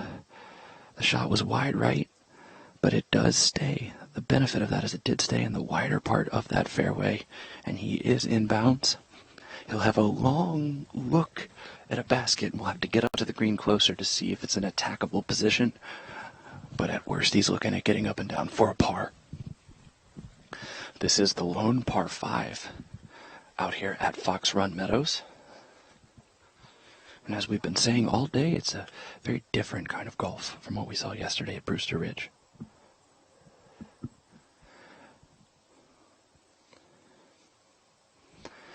And here is Don Smith for his 4th shot.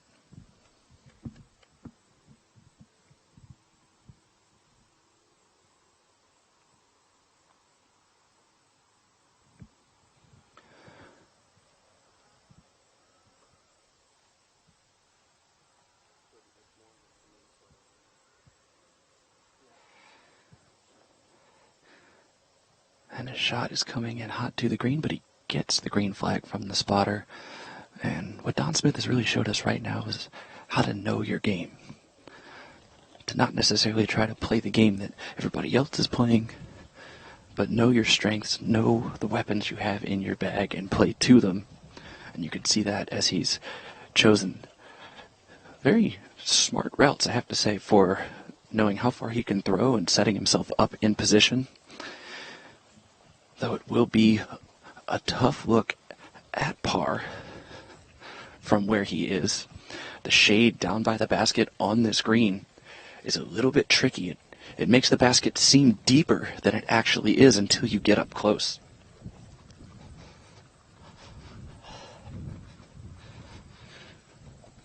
The right to left wind also not helping things.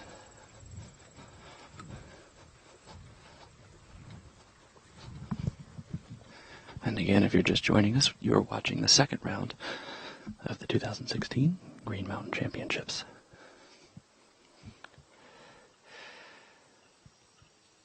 Devin Owens has thrown a textbook hyzer shot, and that should be an easy tap-in for him there. And this is the 3rd card. Devin Owens, Paul McBeth, Will Schustrick, and Don Smith. And as we approach and see Schustrick's lie here, you can see just how skinny this fairway gets. He was able to stay inbounds between the 2 white stakes, which are only about 12 feet apart.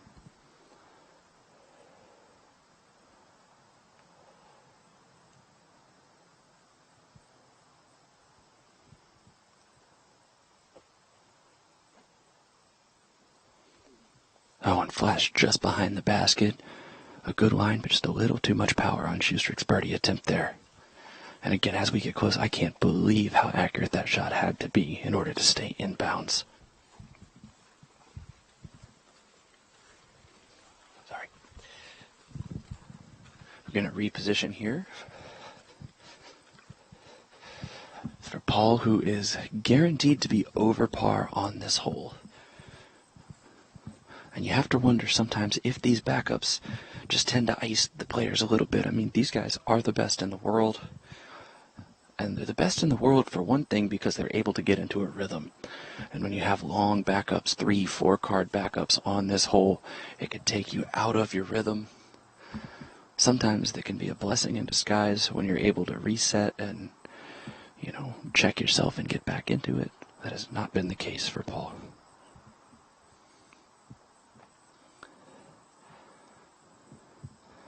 And his putt's going to sail by the basket.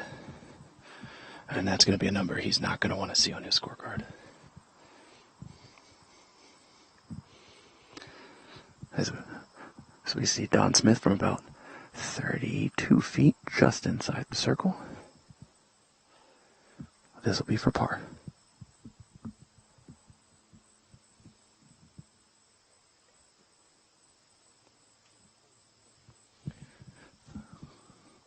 Left it a little bit hyzer there. We're watching the 3rd card clean up here. This will be Will Schustrick for par, I believe. And all the other competitors on this card are going to go over par. This is an absolute beast of a par 5. And as we look back towards the tee, we're going to have Terry Miller and Robert McCall on the 2nd card coverage. And then later after that, our lead card. We're going to let these guys move on, hang out down here by the basket. We're so glad everybody could join us, and I know we're going to sound like a broken record, but man, is this place beautiful, just nestled within the mountains of Vermont. It's perfect weather out here today. I mean, we are hanging on to the very last days of summer. The leaves haven't quite started to turn yet, maybe a tree here or there, but this is the time where you want to come out and enjoy Smugglers Notch.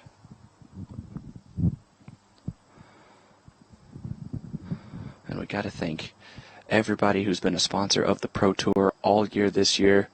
We know it's been a bold step for disc golf, and some people agree, some people disagree with some of the things that the tournament and the organization itself has done, but you know, we're all here to make disc golf better. We're all here to really just show off what these pro players can do, and we thank you guys for tuning in to see it. It means so very much to all of us, especially from the media team, that you give us an opportunity to come out and showcase this and do what we love and bring you the sport that you love. We hope everybody out there is having a great Friday, wherever you are, watching all around the world. Might be Saturday by this point if you're overseas. We welcome you in too. And I'm Jamie Thomas. The other two commentators on the call with me are Terry Miller, the disc golf guy, and Robert McCall, whom you guys may have gotten to know earlier this year from some of the other Smashbox Live broadcasts. UDisc is our live scoring and statistics partner, and they have done an absolutely amazing job in what providing all this for all of us, and they have worked tirelessly, getting barely any sleep, but working hard to bring you guys the next level in statistics and analysis, so you can break down and see, hey, where did McBeast go wrong this round? Where did Devin Owens go right? That's all thanks to UDisc.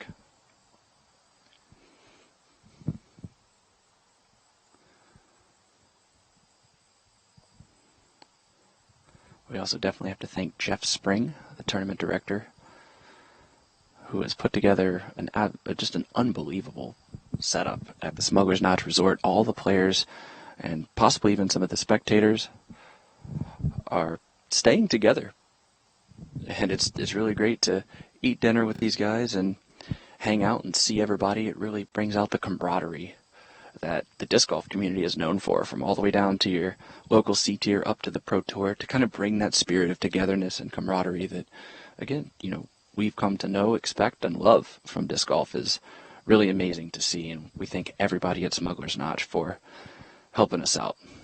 And the list of thank yous and shout outs goes on and on and on, and I'm woefully underprepared to give everybody the proper thanks they deserve. But if you go to the Pro Tour website, or you know, you see any marketing materials from the Pro Tour, please patronize those businesses, help those guys out, because they have made sacrifices and really put a lot of faith in the Pro Tour in order to make this happen and really make this an event to remember.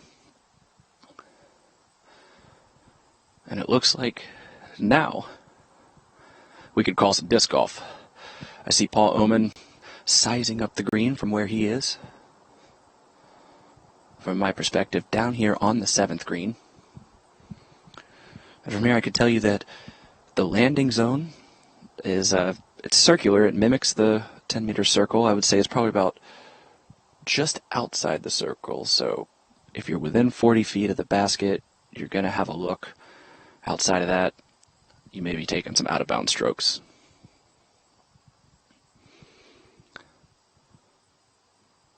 Here's Paul Oman looking like he's going to line up the hyzer, and after running up to check it, you can only assume that he's going to be aggressive here.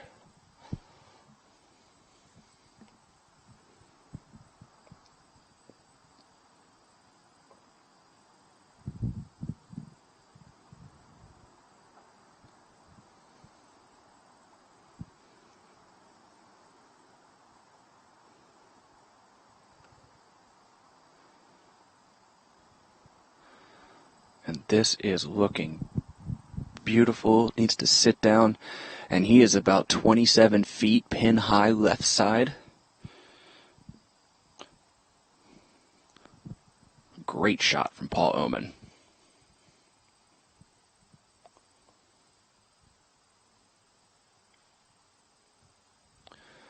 Looks like Drew Gibson will be next to throw. And Drew, though he gives up about 6 inches or so in height and probably wingspan, maybe even more in that measurement, to Paul is throwing just as far. Fair Oaks, California product has a lot of power and a violent swing. As he airs it out, it's going a little bit deep of the basket. And that's going to be very close to that back line. The spotter is going to check it out. A little bit of weeds in the way next to the OB stake, and we'll wait on the call here.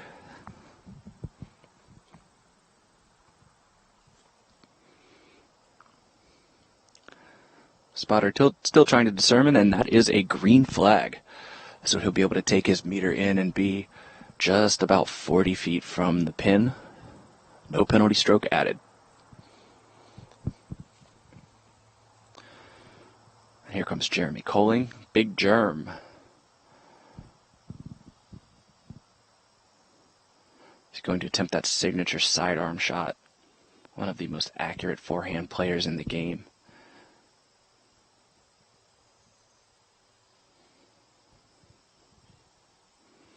He was known for the forehand probably before Ricky Wysocki.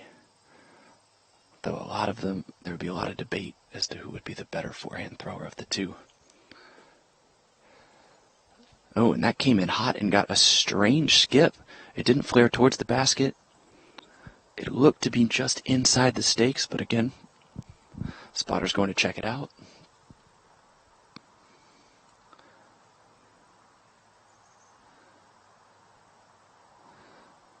And the call is green flag for Coling. And as we talked about before with the third card, the shadows are really playing tricks on all the competitors so far that we've covered. The basket is actually further away from the trees than it looks like, but with the light to shadow ratio in this circular green, it looks like you have to attack the tree line more than you really do. Let's see if Cam Todd, a veteran of the disc golf scene, he throws very quickly.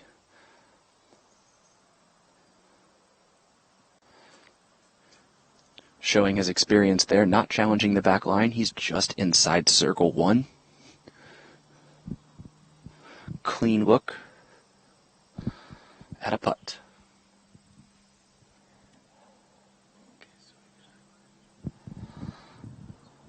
And as our second card approaches the green, it'll probably be Gibson and then Coling. And then Oman and Cam Todd to follow.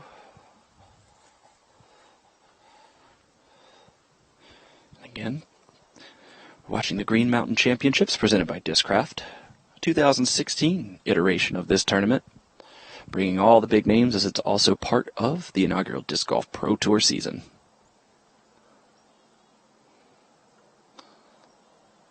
See our guys approaching the green here.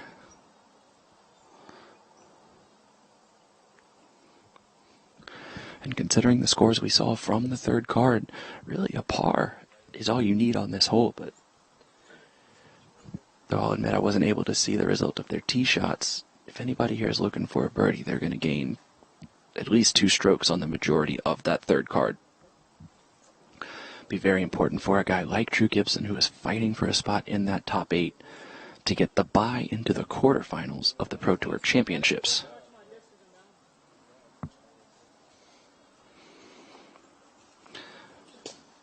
Drew calls his card mates over to check and see. Confirm the lie.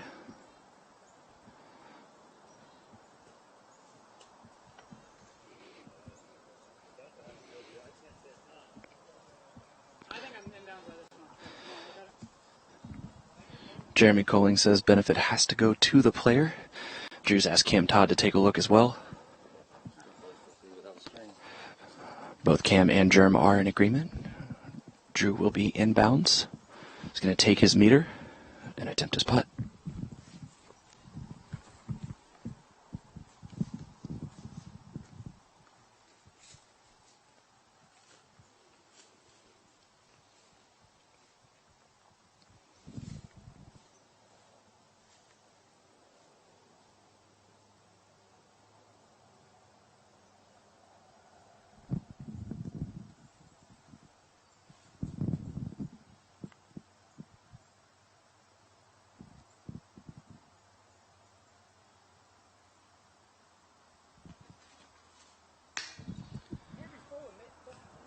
And just off the cage, just a little bit low.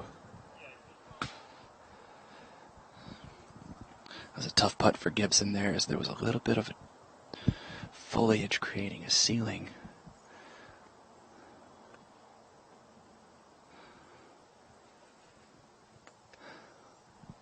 And Big Germ here are going to have to contend with a similar putt, though a little bit higher of a ceiling on his. He may be able to loft it a little bit more.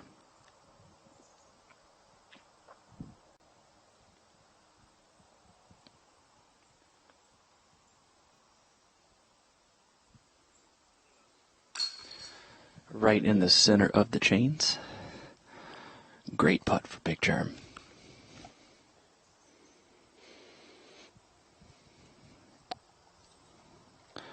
And Cam Todd will be next. Again, just inside the circle. Very much within his range. And hangs on weak side. Pops down into the cage. Or into the inside of the basket, I should say.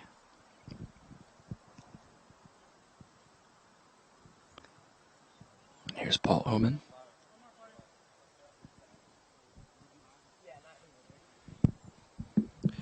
And you're watching the chase card.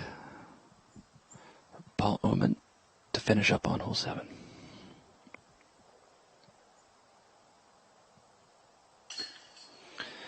And again, another putt inside the circle, inside the weak side, but catches. And we're going to follow the chase card on to hole 8, and we're going to send it over to Robert McCall, who is following the lead card about halfway up hole 7. Robert, what's going on over there? Welcome back to hole 7. We've got Nate Sexton eyeing up what's going to be his 5th shot after throwing out of bounds twice.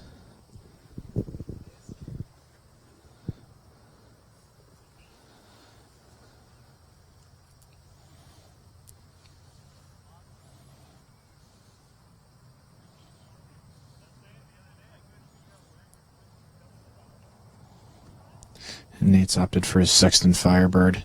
He's just trying to find the fairway and stop the bleeding so that he can pitch up from there and take his double bogey 7 on this 1,150-foot par 5.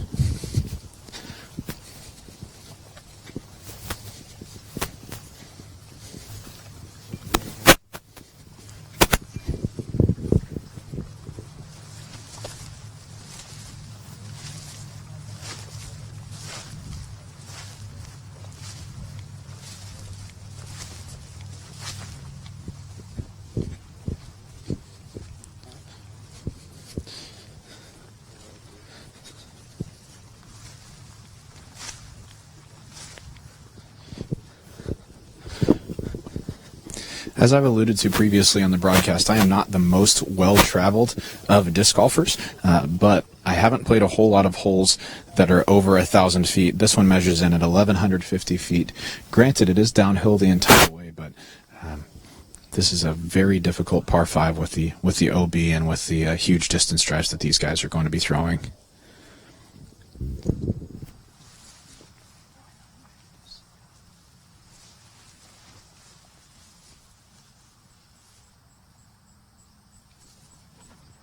Ricky's opted for a hyzer with his gold line XXX. It's right in line with the basket. The only question is if it's going to be far enough or not. He gets the green flag, so he is going to be in bounds, but it looks like he barely made it safe.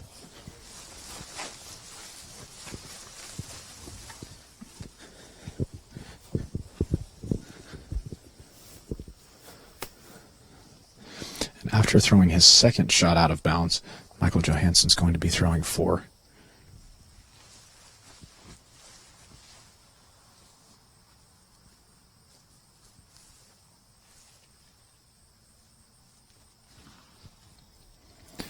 Michael Johansen's taking his Z crank out on a big hyzer. Gallery's asking for it to sit. And it looks like it's gone deep of the basket and out of bounds. Goodness. This is an extremely challenging par 5. Even our top competitors are having great difficulty with this hole.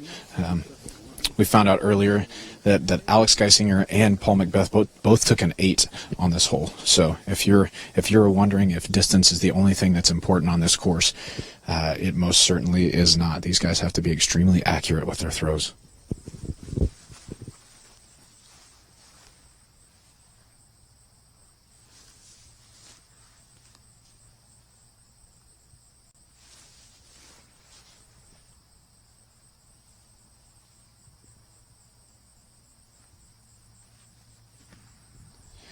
Nate Sexton has picked his Firebird on a forehand, tracking right at the basket, nearly skips up and hits the cage. So after 2 bad shots, Nate Sexton follows it up with 2 great shots. He'll have a double bogey 7 waiting for him by the basket.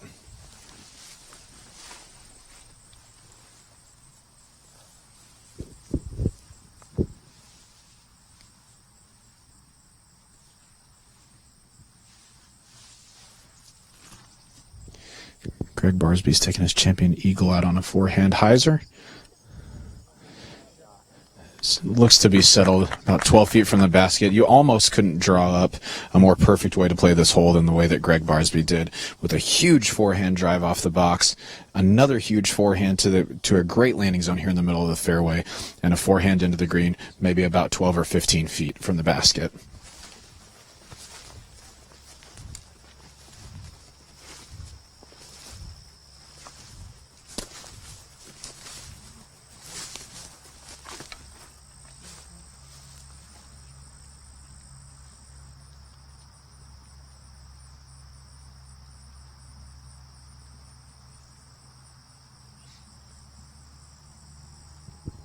And Ricky Wysocki has arrived at his 3rd shot, which settled just inside the inbound stakes.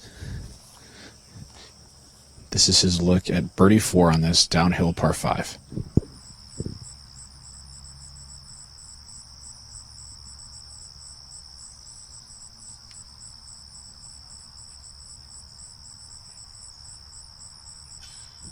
And Ricky's birdie bid is just high off the top of the cage. He's going to have to settle for a par 5.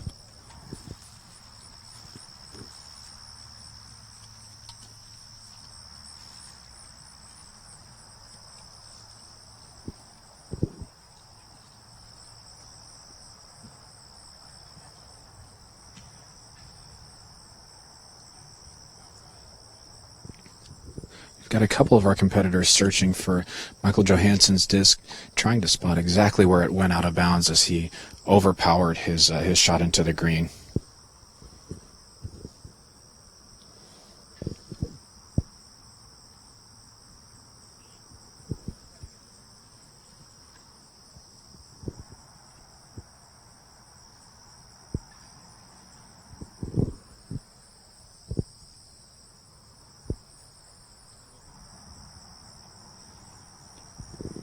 Looks like we have located Michael Johansen's disc and given him a spot.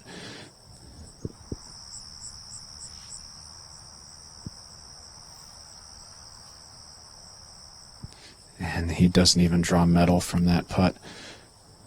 If my math is correct, Michael Johansen's going to take a 7 on this hole.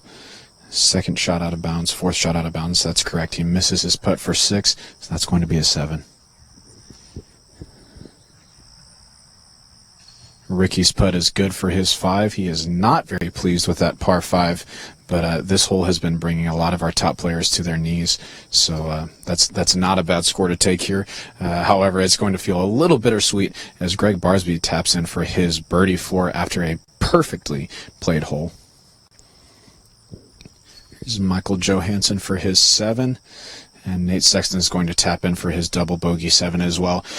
We're going to move over to hole 8 now as we hear a word from our sponsors. Stay with us as we return to the Green Mountain Championships presented by Discraft.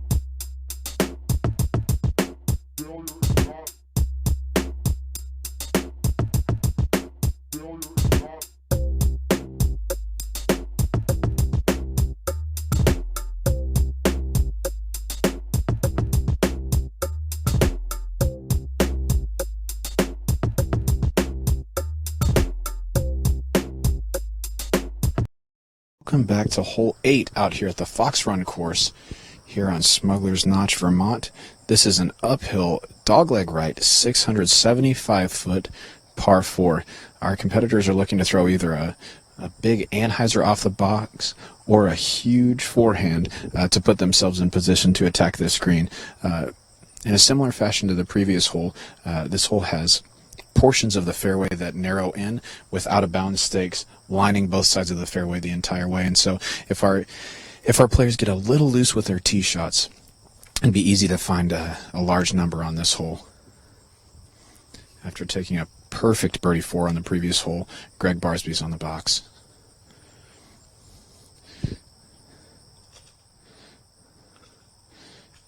Gregg's forehand is finished very close to the out-of-bounds stakes as it slipped immediately right out of his hand. We can't tell if that's out of bounds or not, but we'll find out in just a moment. Here's Ricky Wysocki on the box. Ricky's drive is more like what we expected, straight down the middle and slightly to the right side of the fairway, but he's hit a landing zone that'll give him a decent look at this basket.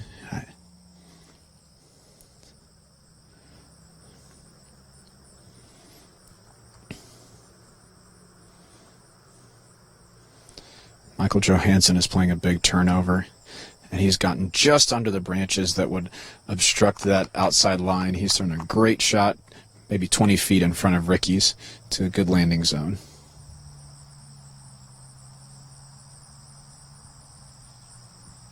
And Nate Sexton has taken a forehand out wide and is fading right into the fairway. He's thrown his EcoStar Excalibur for that shot. So these players have put themselves in a good position to attack this green. I will say from where we're standing, and this is purely off of feel and how far I think it is, these players still do have about maybe 360 to 380 feet from the basket from where their drives landed. It honestly might be more. It looks like quite a ways away, as this hole is 675 feet. And the fairway narrows near the basket, especially up near the green, where players don't have but about 30 feet on each side of the basket to land in safely.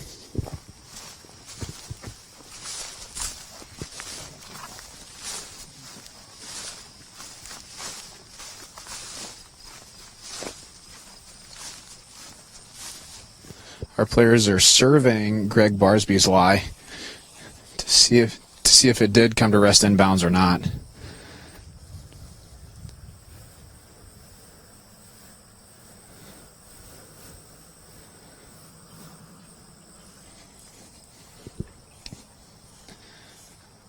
We want to bring you a brief score update to let you know that Jeremy Colling is lighting it up on the course right now.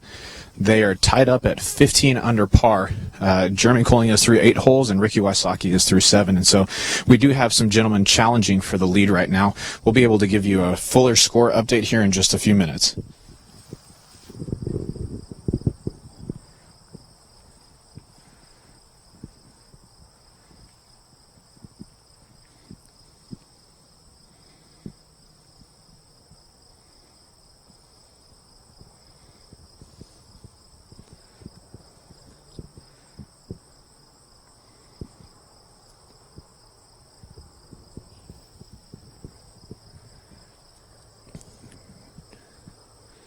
Gregg Barsby looks as if he's picked the S-line TD that he threw earlier for a turnover shot. Getting a little hop to see where the basket is. I share Barsby's pain in being a more vertically challenged individual, so this is a difficult basket to see from all the way down the hill.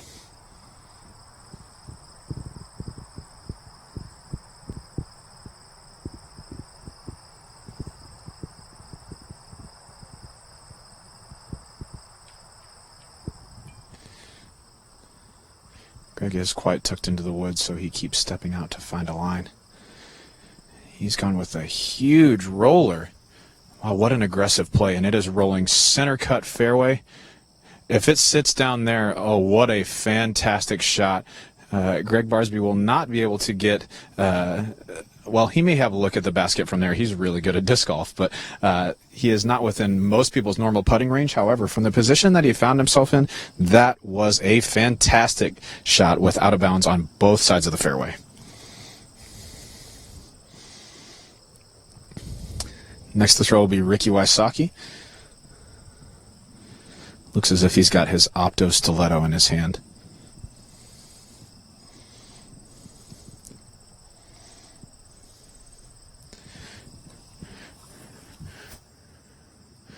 And Ricky chooses not to play aggressively to the green. Instead, lands his disc a few feet short of Gregg Barsby's.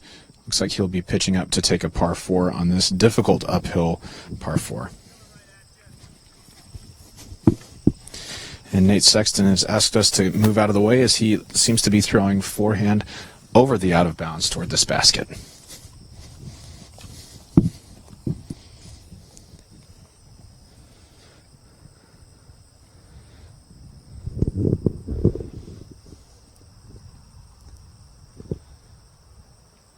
Nate's chosen the same EcoStar Destroyer that he threw on the previous drive. Sorry, EcoStar Excalibur, my fault.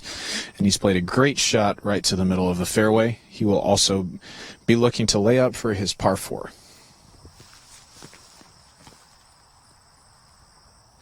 Michael Johansen has picked the same strategy as the rest of our competitors, playing a little bit more conservatively. Instead of going for this green that does funnel down near the basket, he's laid his up maybe about 120 feet, 100 feet short of the basket. So each of these competitors will be looking to have a shot at a par 4 here on this uphill 675-foot hole 8.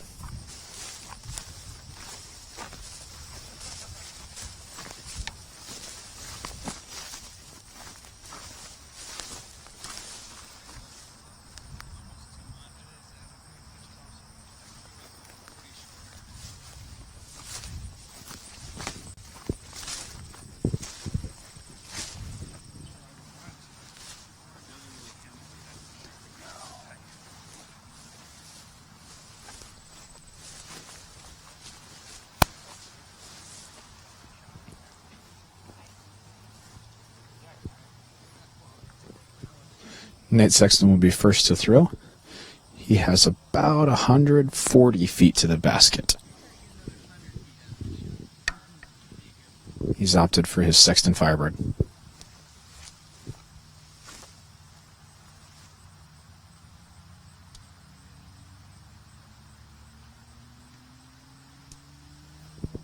Beautiful line out of his hand.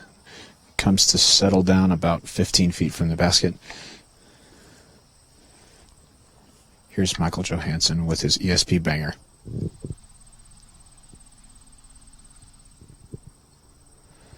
Michael throws a floaty approach shot, very similar to Nate Sexton's.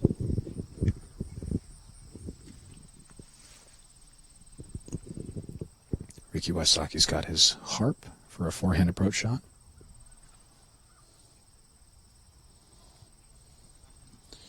He's put his inside 10 feet of the basket. And then after a fantastic roller, Gregg Barsby is still walking to his shot. He's come to rest 80 feet from the basket.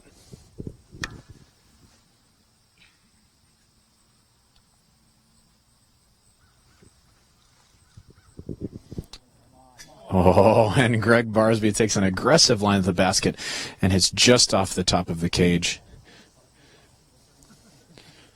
Our competitors will all have relatively short putts to clean up here on hole 8.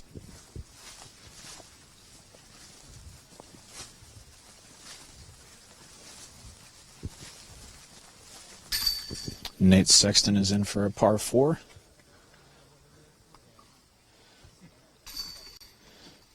Ricky follows suit. Michael Johansen is in.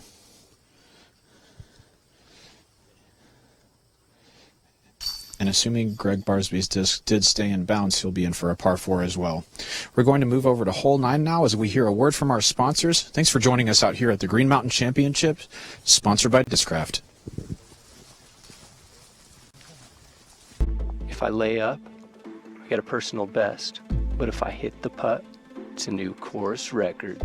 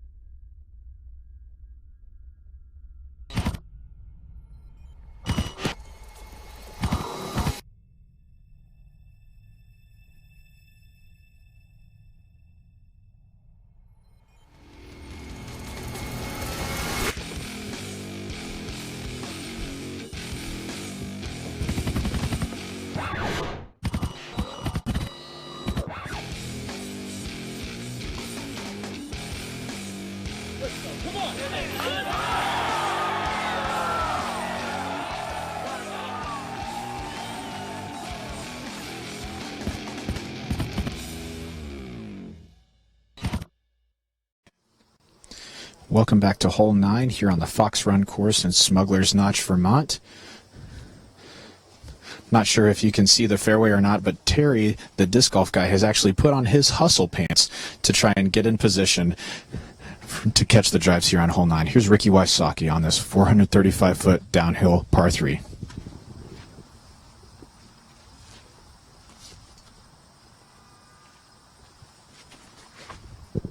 Ricky's chosen the same enforcer that he threw for the drive on hole 7, and it's got a beautiful line. It gets a skip straight forward. Looks like he's found himself inside circle 2 into what has turned into a bit of a headwind, maybe 10 miles an hour or so.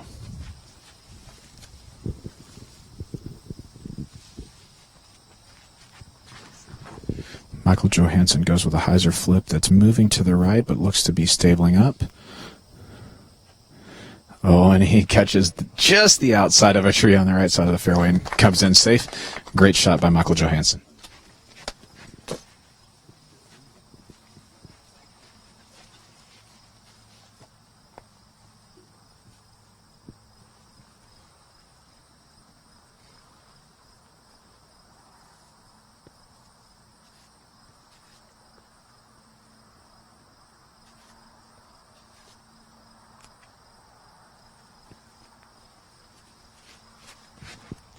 Nate Sexton has opted for his S-line DD, and he's gotten a great flat line on that. It gets a little skip and a scoot to the left, but he does get the green flag. Last to tee will be Gregg Barsby.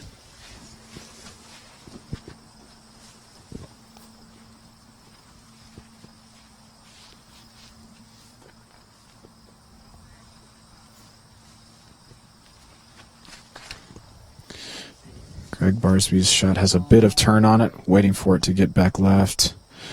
Oh, and it gets smacked down by a tree as if this was the WWE, and Gregg Barsby is going to find himself most likely out of bounds on the right side of the fairway, though we do have a spotter walking over to check on the condition of his disc right now.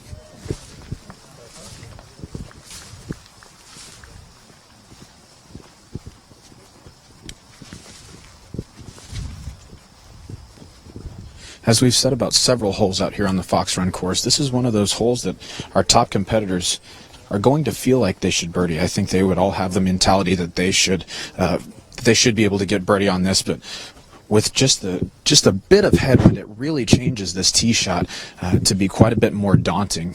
435 feet for our top competitors is, just a regular old distance drive, nothing really to speak of. But with the downhill and out of bounds on both sides and headwind, the shot goes from a degree of difficulty, maybe from a 3 to about a 7 or an 8 in trying to attack this hole for a birdie. So I'm not surprised to see our top competitors play the hole a bit more conservatively, making sure that they are in the center of the fairway as opposed to trying to bite off all of the distance and give themselves a park job for birdie here.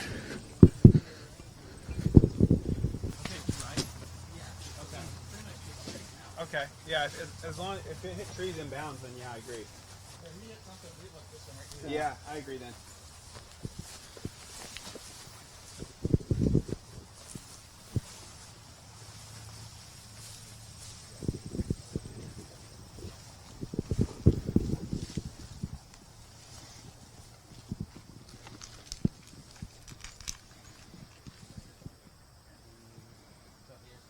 Yeah. We found Gregg Barsby's spot as he finds himself in a bit of trouble here on the right side of the fairway.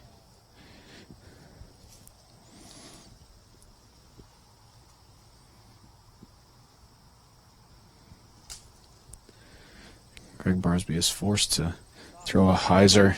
Oh my goodness, a forehand hyzer, almost a spike hyzer from an obstructed stance that hit probably 8 feet in bounds and then caught edge and rolled out of bounds again. It was a really tough break for Gregg Barsby right now.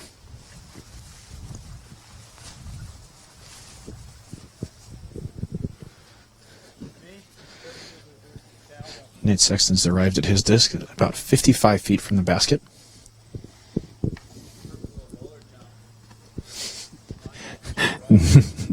Nate Sexton claims that the mound and rock in front of him would be perfect for a roller jump. He's looking to make a Sports Center top 10.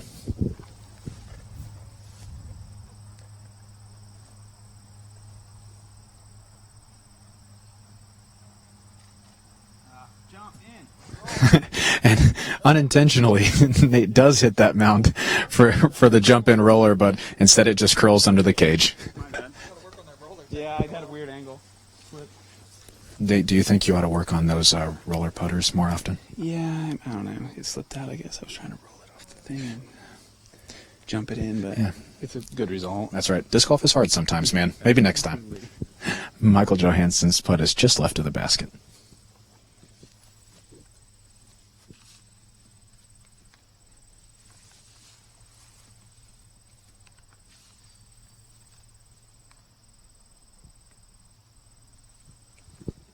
Ricky from about 40 feet is in the middle of the basket. What a fantastic birdie putt for him on hole 9 here.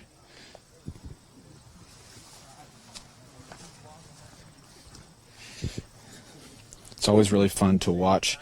It's always really fun to watch Ricky Wysocki putt because if he's inside the circle, I mean, you can basically count it, but outside the circle, even out to about 60 or 70 feet, there's a really good chance that he's going to make it. His body is so still, but his arm is really, really straight, and his pitch putt comes out with really good pace on it. If you haven't watched him putt in person, his putts often come out a bit quicker than you'd expect a pitch putt to come out, but they find the center of the basket. As we know, he is the 2016 world champion, and putts like that are what took him to that victory.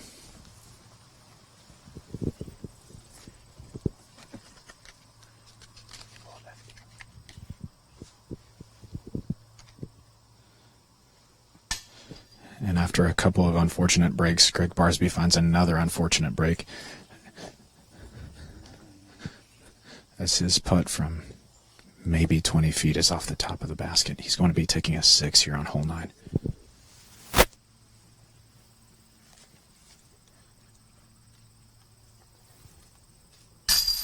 Michael Johansen's putt for 3 is good.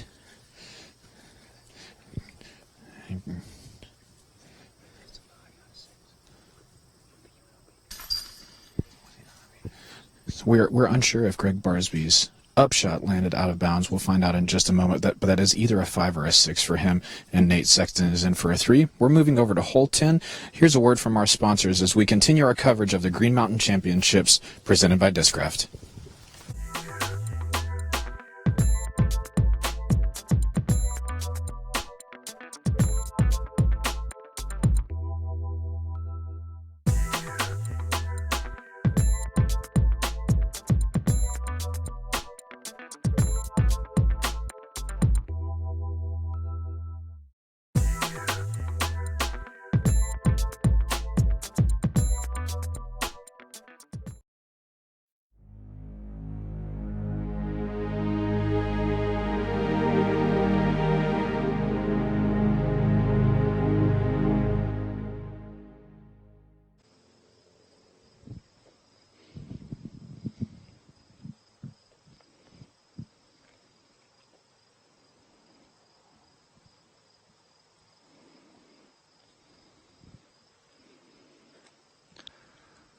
And guys, we are here on hole 11 with the chase card.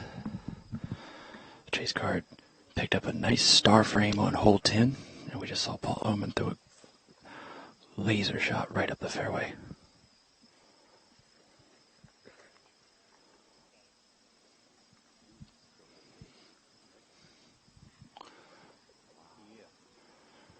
And there's Big Germ showing off the distance with the backhand, a huge, huge shot.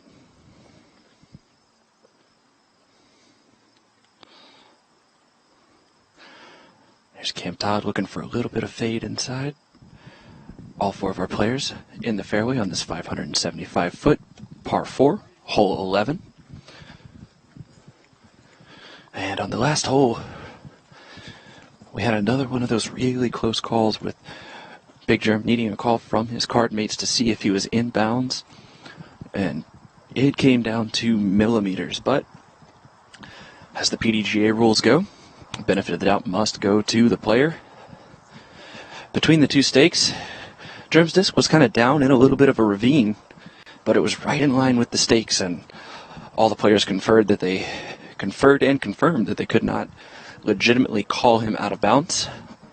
So in the benefit going to the player, Big Germ took his meter in, and from a very rocky and uneven footing, was able to hit about a 35-foot uphill putt to get to 16 under. All the rest of the players on the card showing off the putting skills today. Drew Gibson's left a couple of them short, but overall, for the most part, we're really seeing solid putting carry these scores, and all these guys are under par and all within striking distance of that lead right now.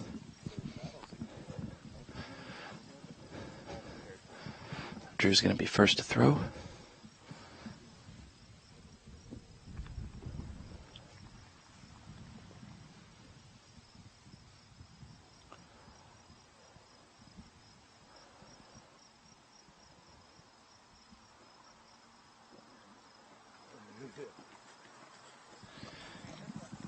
Getting a little double kick. Kicked left, kicked right, just over the rock wall here, which is in bounds. The basket's going to sit down into this little depression on the side of the hill. All the players going up to look at the basket and see where they are.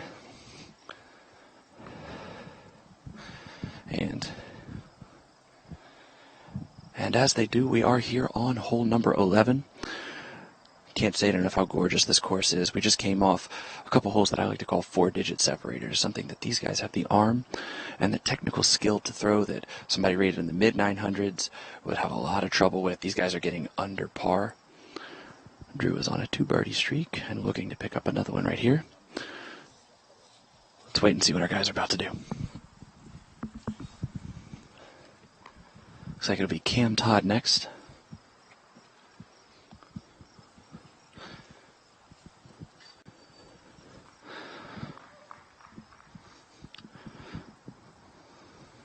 As it is typical style, doesn't wait very long.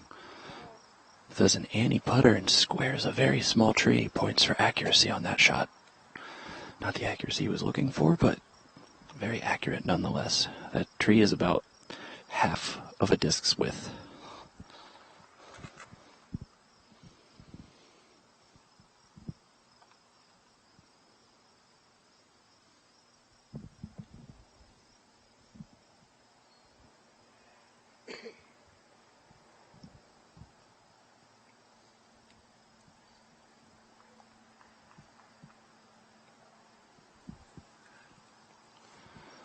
Oh, and another tree kick. Probably a very good tree kick there for Paul Oman, as that right side is jail. Lots of very skinny trees, not a lot of gap between them. And Jeremy Colling, who just unleashed a tee shot, is the closest to the pin. He may even be lining up an aggressive run at it here. Looks to be lining up the jump putt for the eagle.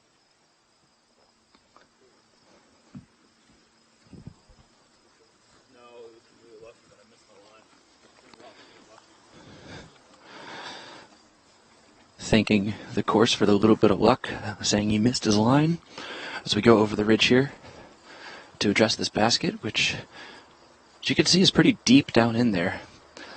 There is a gap between the trees where it has been cleared out, but it narrows down, and to get inside that ring is no easy feat, as we're looking at least two of our competitors, Cam Todd, Andrew Gibson, are outside of circle 2 right here.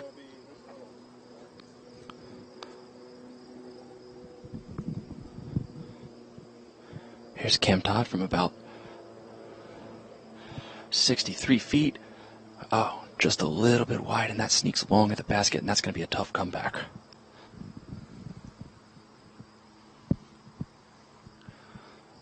Drew here has about the same distance putt, but the benefit of being a little more in the gap, he has the ability to take a more straight line directly at the chains.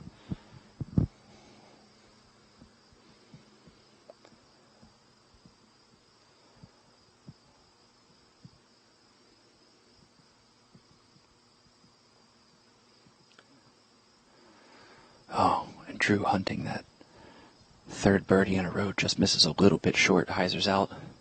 Should be inside the circle for his par attempt.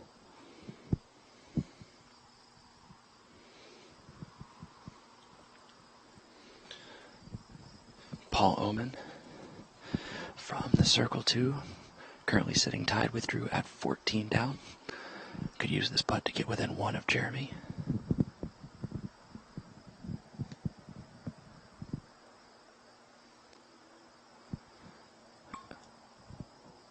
And again, just after I complimented all these guys on their putting, just leaving it a little bit right.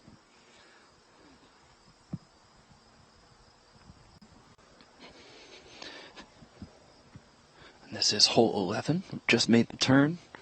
A beautiful little stretch out here on the out, 9, 10, and 11. This part of the course is immaculate. It looks like Cam Todd will actually attempt his par putt before Colling will attempt the birdie. And this is going to be a tough lie for the former world champion.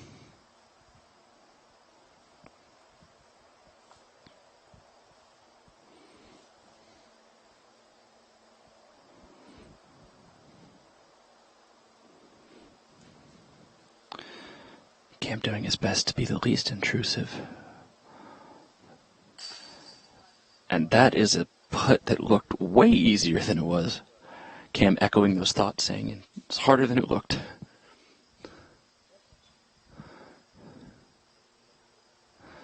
And Jeremy Colling, just a tap in for birdie here, and he has really come alive in the middle section of this course.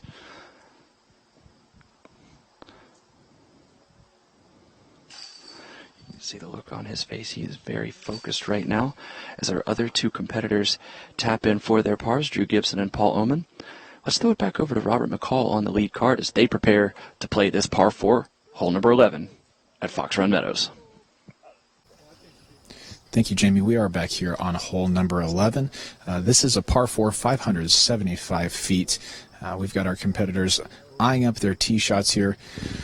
We were listening to our lead card just talk about strategy on this hole for a minute, and Nate Sexton said he might consider throwing a roller if the ground was a little bit harder, but, you know, those who are in the disc golf know might say that this ground is softer than most, so we'll see if Nate chooses to take that route.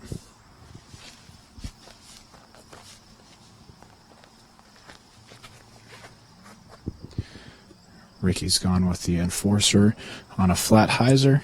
Gets a little skip to the left. He's going to have some work to do to get into the gap down to the basket on the right side.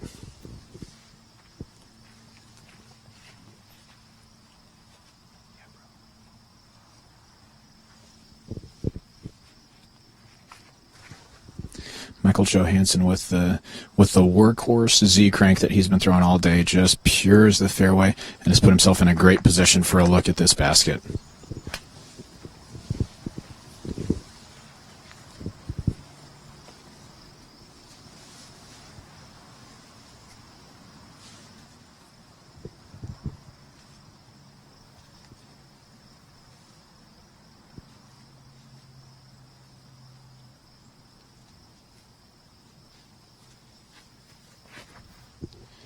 Nate Sexton's taking a flip-up Star Destroyer. He's bending down to see if it'll finish short of the OB, and it just has. Yeah, he's landed safe and will actually give himself a good straight look at the basket from there.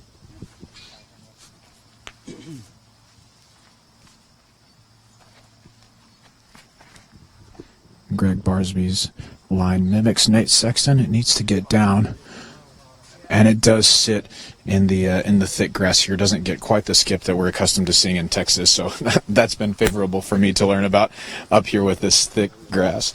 As we walk down the fairway, I want to bring you an update on our live scoring from, I guess it's not live anymore, they've completed their round, but from the Female Pro Open top ladies from today's round, courtesy of UDisc, we can tell you that Katrina Allen is sitting in the lead after this second round. She is 2 under par. Looks like her round went pretty smooth out here. 5 birdies and 3 bogeys, pardon me. So leaving her round at 2 under par on the day, as she was even coming into today. Paige Pierce struggled a bit today. She had a lot of bogey strokes. 1, 2, 3, 4, 5, 6, 7, 8. 9 bogey strokes today for Paige Pierce as opposed to 4 birdies. So she finds herself 8 shots off the lead after today's round. If you are interested in keeping up with these scores and statistics, go ahead and check out the UDisc app, or you can go to udisc.com and check that out as well. It's got a UDisc Live. Pardon me, Matt Krieger, the creator, the mastermind behind UDisc, has corrected me that it is UDisc Live. So go ahead and check that out online if you want to keep up with the Disc Golf Pro Tour and disc golf tournaments all over the world.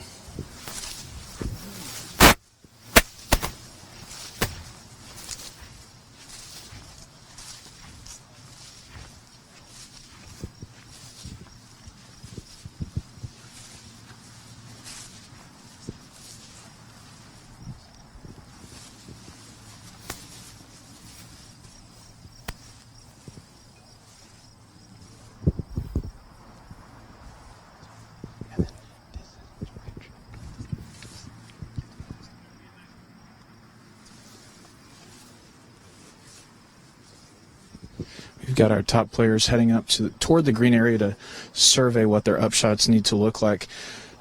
Past a large tree on the right side that you can see maybe just to Ricky Wysocki's left if you're looking straight behind Ricky. The green is tucked away about maybe 100 feet or 120 feet behind and to the right of that tree. So Ricky will likely be taking a forehand in at this basket.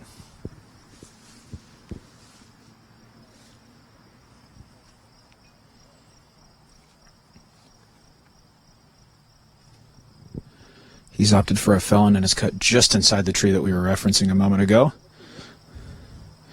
doesn't get much reaction from the gallery, so it was either really, really good or they couldn't see it, so it's one of those things.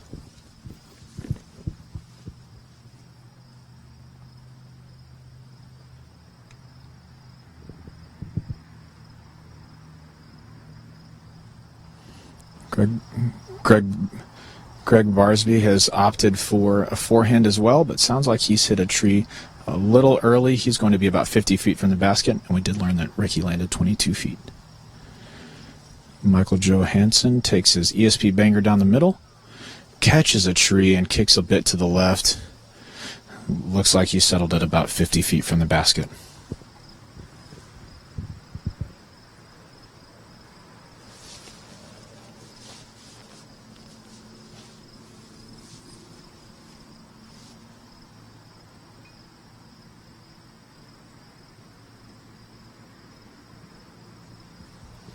Nate Sexton's taking his R-Pro dart right down the center. Looks like he's thrown a good shot to about 35 feet there.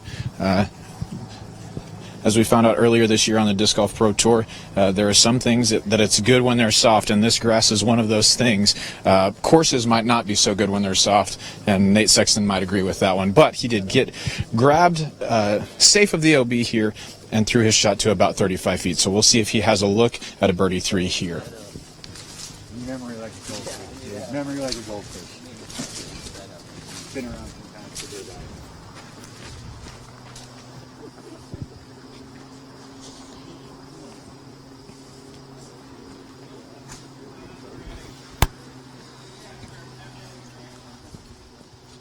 Looks like it's going to be Michael Johansen first to putt. About 55 feet from the basket.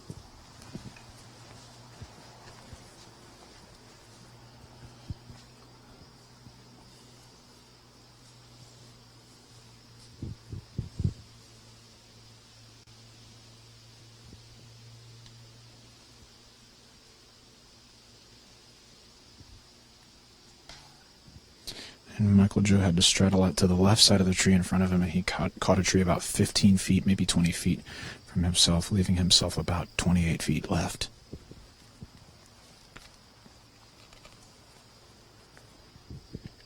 It's Gregg Barsby from 50.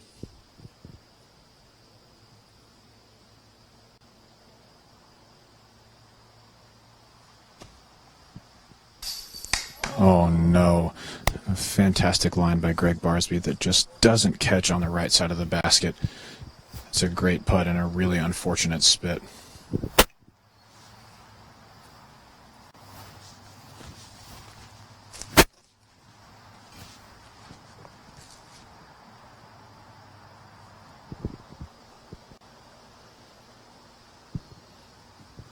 Nate's effort from 38 is directly in the middle of the basket. He's going to take a birdie 3 on this par 4 hole 11.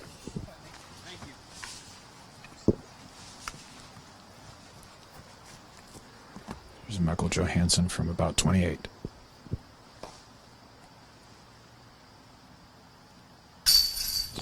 He finds high center chains, and he'll be taking a par 4 here.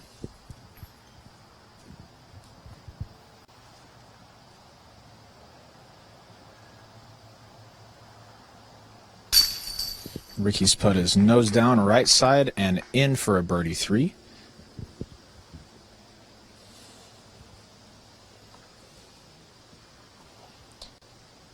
And after the unfortunate spit, Gregg Barsby is going to be taking a 4. That's it for hole 11. We're going to move into position on hole number 12. Here's a word from our sponsors as we continue our coverage of the Green Mountain Championships presented by Discraft.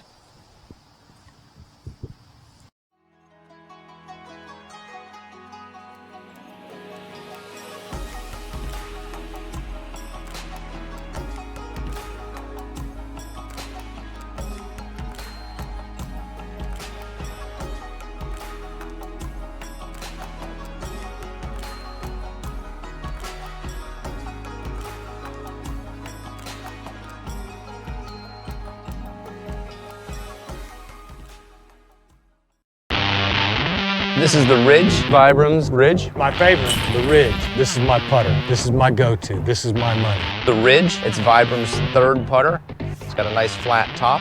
It's a traditional height, strong rounded shoulder. It has a bead in between that of the VP and the Summit. I'd actually call this our best driving putter. It's very stable, where the VP will hook left and the Summit will hook right. This baby just goes straight, holds any line. It's a utility disc. You can use it for driving, you can use it for putting, upshots, sidearms. It's just very accurate. It's just how you manipulate the disc. Predominantly what I use it for is driving off the tee. It's also great for a straight 200-foot shot. It also has minimal glide, so when you're attacking the pin, you won't go too far past it. You can throw it at high speeds just like the VP, and it will still ride straight, and straight, and straight. With all Vibrant, it's not going to wear out. It never is going to change. The Ridge.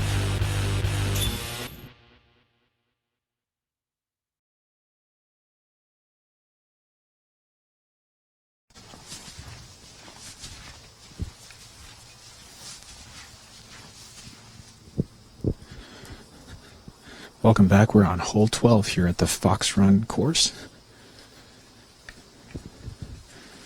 Ricky Wysocki is on the tee with an enforcer in his hand.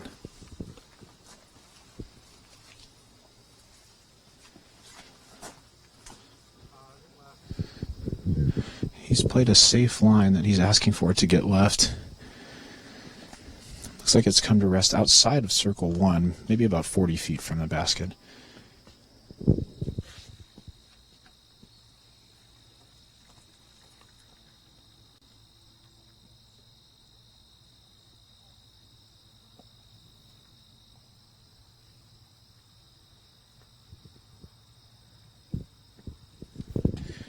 Nate Sexton's opted for the forehand line out over the water. That disc is tracking right at the basket. Oh, it skips just under the basket to probably about 20 feet. Great shot with his Eco Excalibur by Nate Sexton.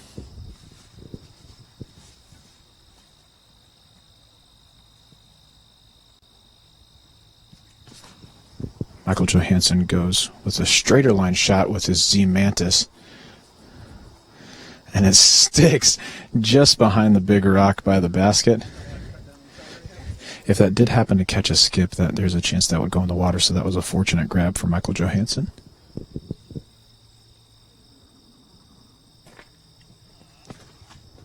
Gregg Barsby goes for the same line as Nate Sexton. His is a bit right, but still safe and just outside the circle's edge. Gregg Barsby will be putting for birdie from about 35 feet. Michael, would you mind clarifying something for us real quick? Sure. So we've had a debate recently in the media house, or chateau as I like to call it, because we like to be fancy. That's right. But Steve Dodge, thinks that because of your heritage and the name Johansen, he thinks that it's pronounced Johansen. And we try to correct him and say it was Johansen, but let's just settle the score once and for all. No, Johansen or Johansen? No, it's Johansen. They changed the pronunciation when they came after they've been over here for a generation or two. I gotcha. So I think they dropped an S and an N too. Yeah, I like that. Okay, good. So, and part of our rationale is that people don't call you Michael Yo. No, exactly. Michael J, because that would sound silly. Yep. Well, it all sounds silly. But Okay, I see. All right, so from the man himself, Steve, if you're watching out there, I would just like to say from me and the rest of the media chateau, booyah, it is Michael Johansen. Glad I could settle that. Thank you, sir.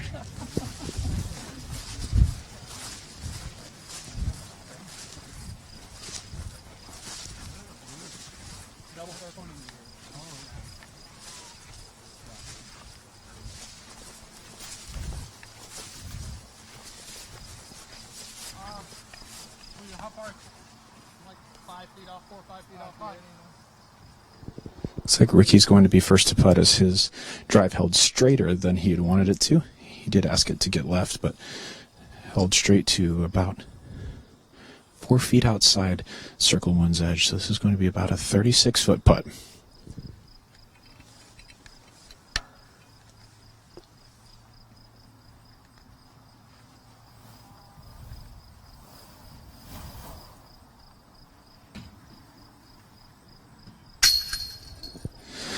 And Ricky's putt got caught up a little by the headwind that's coming off the water here.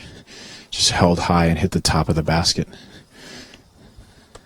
Here's Michael Johansen from a similar distance, but his wind will be more of a left to right cross and a tailwind.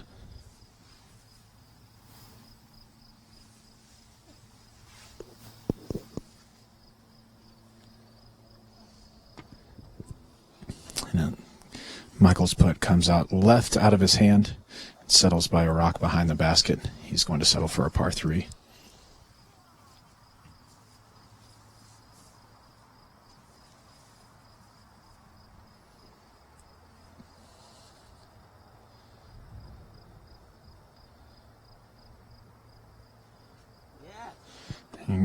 Gregg Barsby sarcastically applauds himself as that effort is wide right of the basket from 34 feet. He's none too pleased with that effort.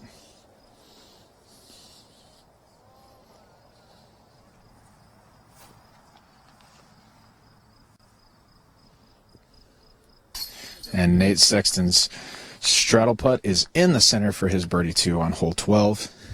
As the rest of our competitors will be left to clean up par 3s.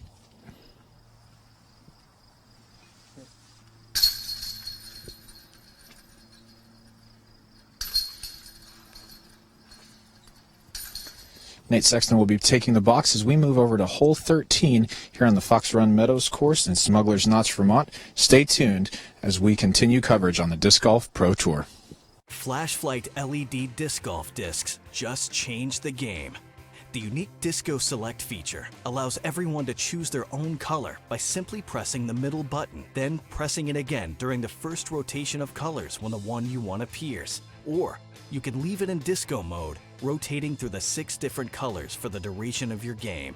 Designed by serious professionals, crafted from Night Eye's unrivaled sure grip material, and featuring Night Eye's patented fiber optics array, these discs strike the perfect balance of durability, stability, performance, and just plain awesomeness. With easily replaceable batteries and an uber-long life, the Flash Flight driver, mid-range, and putter will shine as they blaze your path to victory, day or night. Night Eyes. Discover your solution.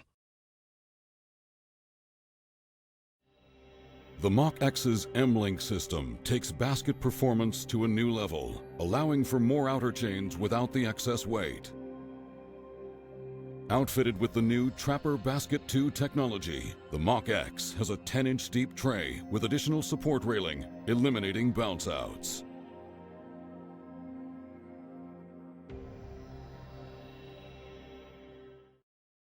Welcome back to the Fox Run Meadows course. We're on hole 13 and an 830-foot par 4.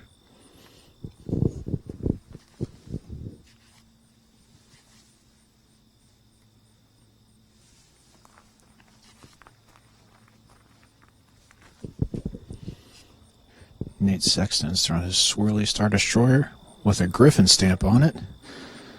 And the grass does grab that disc and settles down nicely. Nate says that was a wimpy shot.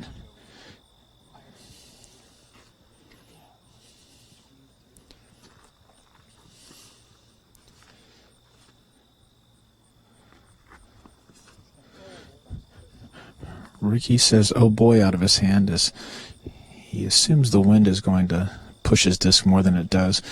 The flags by the tee are whipping a little bit, but the wind didn't affect the disc quite as much as Ricky thought, so he's found himself in a good position to attack the green.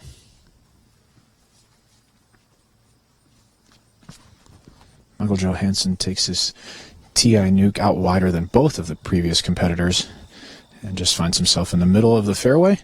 Some applause from the gallery, and Gregg Barsby with the fastest throw we've seen all day. Rips a hyzer out that has finished out of bounds. Gregg seems pretty frustrated with his play right now.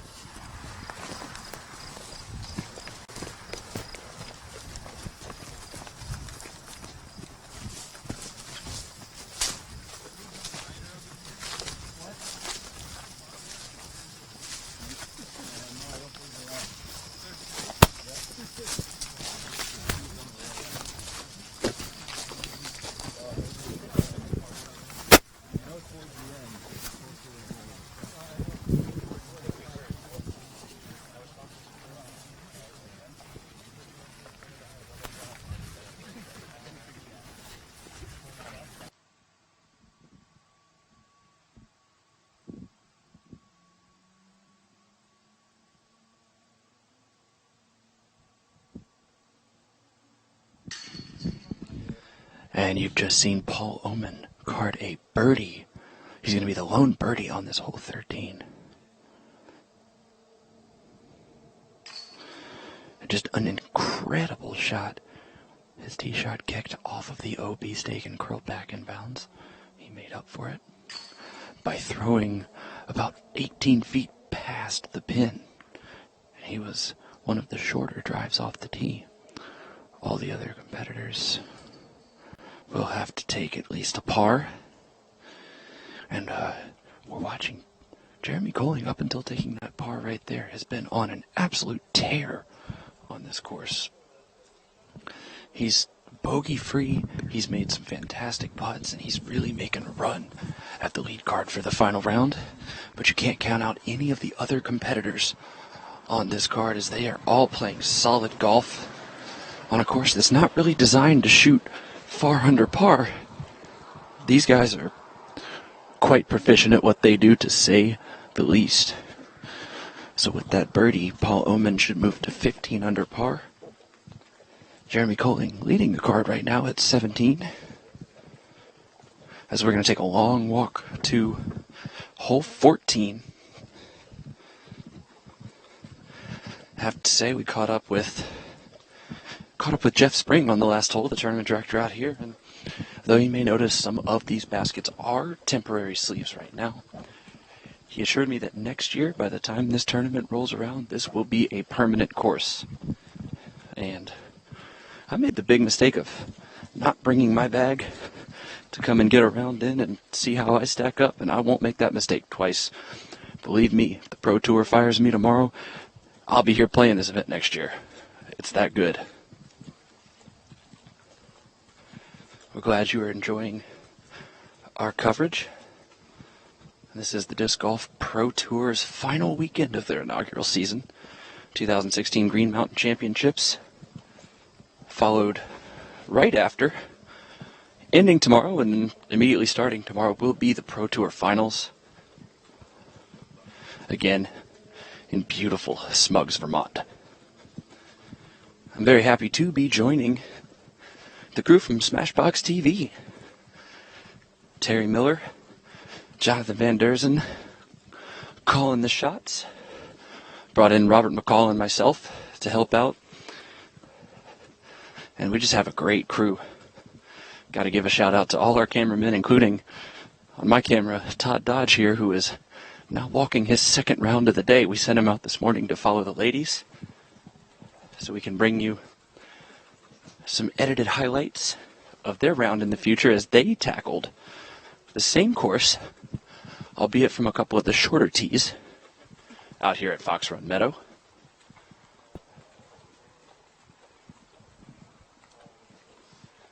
And we are approaching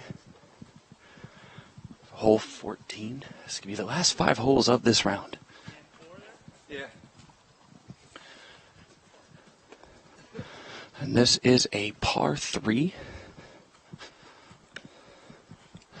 350 feet. Playing down the gap with the electrical line here to contend above you. OB both on the left and the right. And it's a blind hole. There's a little undulation. The player really have to watch their height to get it into the window. Paul Oman does the honors.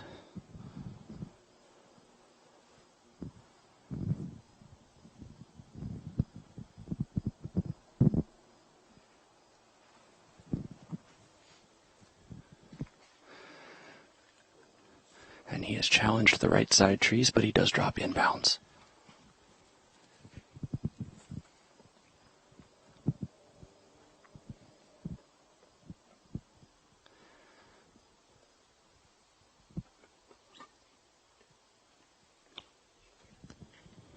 I think it is actually Cam. Huh? Cam got the shorty by the water. Slight discussion on the box order. It will actually be Cam Todd to throw next.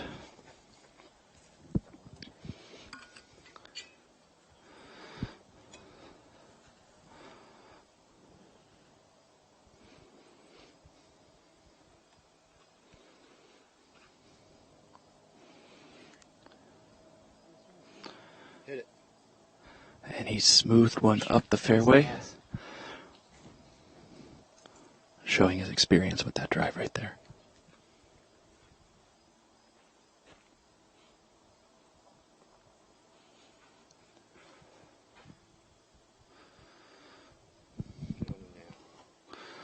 And Colling has split the center of the fairway. Looks long enough. Will it be left enough to get a good look?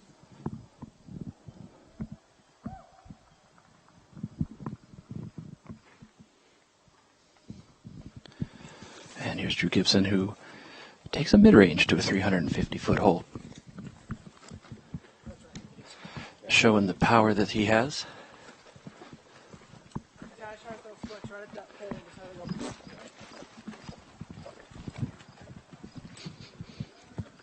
And just a reminder for everybody that wants to tune in to the final round tomorrow, it is bright and early, especially for our friends out on the West Coast.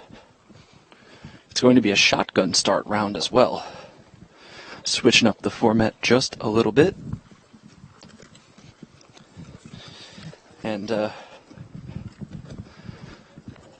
we walk up this fairway, just want to again thank all the spotters, the live scorers. As the lead card is, we apologize for showing you guys the walks, but the lead card is attempting the long walk as we speak. But Paul Oman's ready to throw.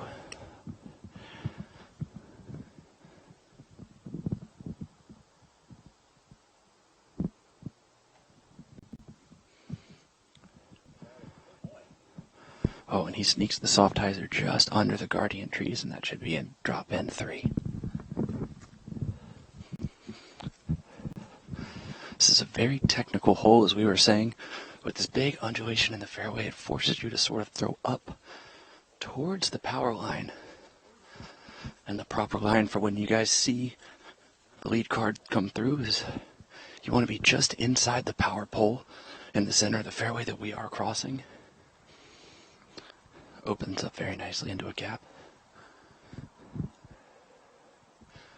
And we're going to watch Jeremy Colling from about 45, 50 feet.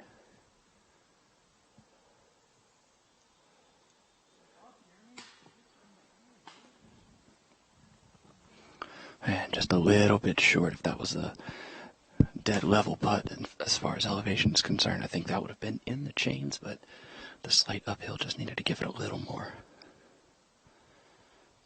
Here's Drew Gibson from mid-range to putter. See if he can catch it too.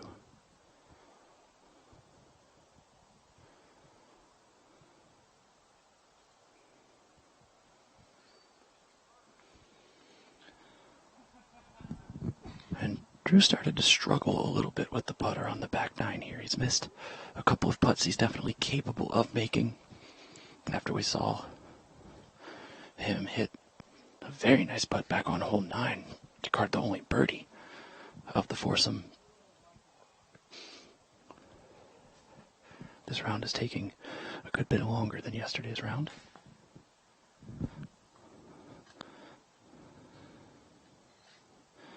Oh. And that to add insult to injury, just didn't take his time. And he's going to take a bogey. Right now, as close as this card is, never something you want to do, especially late in the round.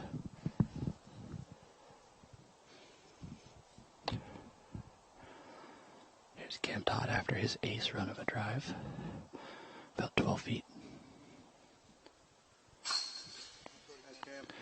Easy deuce, and Cam is going to pick up 2 strokes on Drew.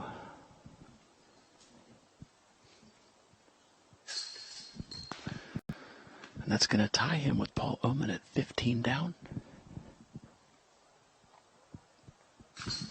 2 strokes behind Jeremy Colling.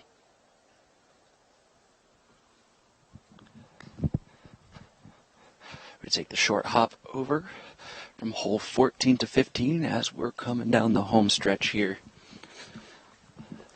in Smugglers, Vermont. Got to thank all of y'all for joining us.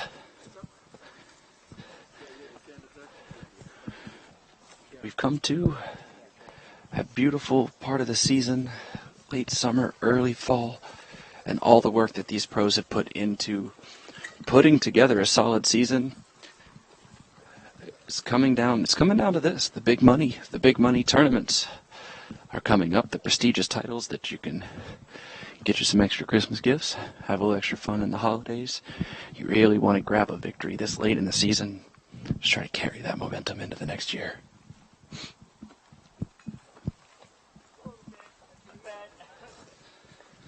And as we approach hole 15, it's a 380-foot par 3.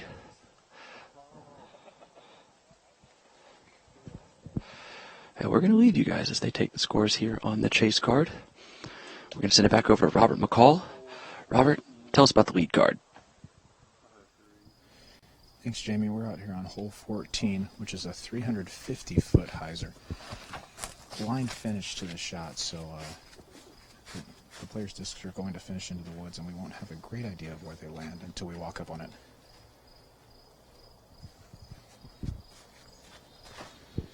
Ricky's shot seems like it ended up just short of where he wanted to, and Michael Johansen's shot was just to the right, but he deemed it semi-effective, so I've got to assume it's all right.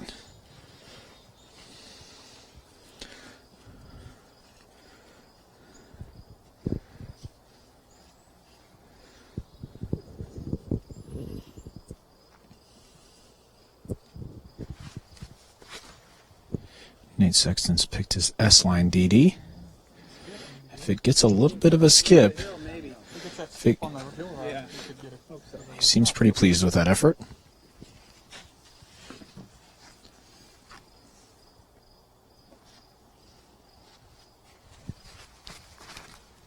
Gregg Barsby throws his champ eagle out straight. Catches the very top of the hill. If that was maybe a foot higher, that rides the hill down to the basket.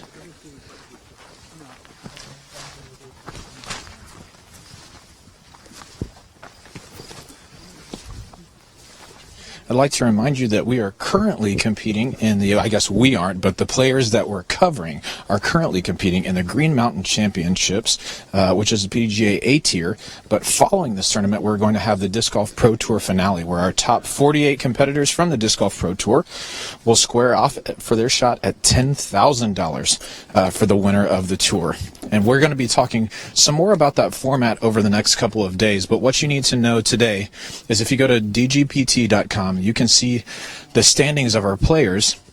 And we've even got a projection page that tells you if the tournament were to end today, where would that player end up? Would they be in the top 48 or out? Because the top 48 players are the ones who make it into the quarterfinals and give themselves a possibility at making it to the semifinals or the finals. So do please head over to dgpt.com so that you can find out who is on the bubble and who is for sure in.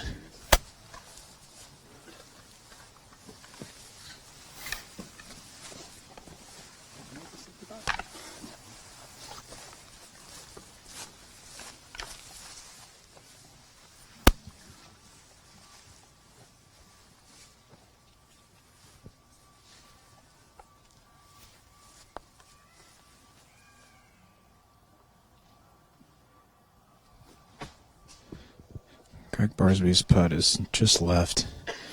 Finishes about 10 feet from the basket, but Gregg's had a few unfortunate breaks over the last few holes, and he's fairly frustrated with his game right now.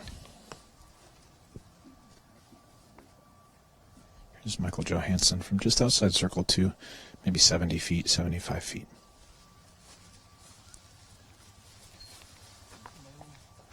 And it's low out of his hand, hits the basket assembly at the bottom, but he's under the basket for a par 3. Here's Ricky Wysocki from just inside circle 2, about 58 feet. He's got a straddled knee stance.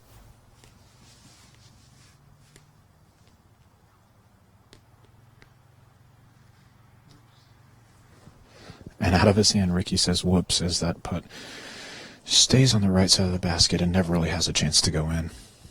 Here's Nate Sexton from a similar distance, but an unobstructed stance.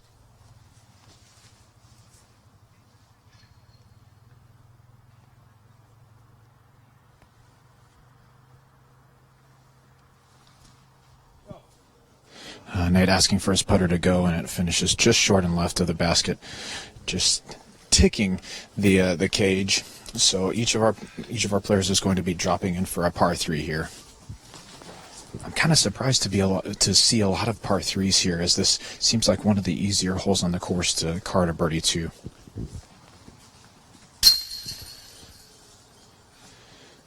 Gregg Barsby is in. Here's Ricky Wysocki.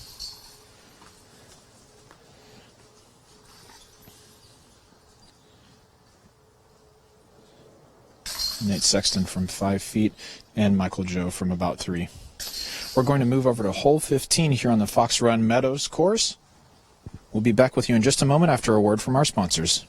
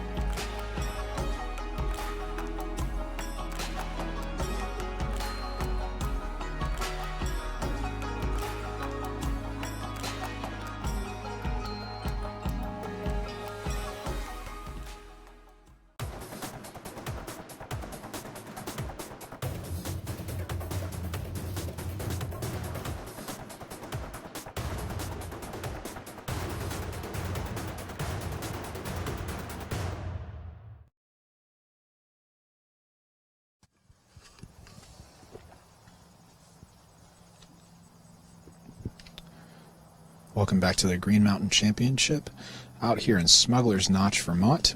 We are out here on hole 15, which is an uphill par 3, 380 feet with out of bounds, following the right side of the fairway, and then finally opening up near the basket. Our elite competitors are just going to be throwing a big hyzer at this basket and just hoping to avoid the trees that come in between them and their ideal landing zone.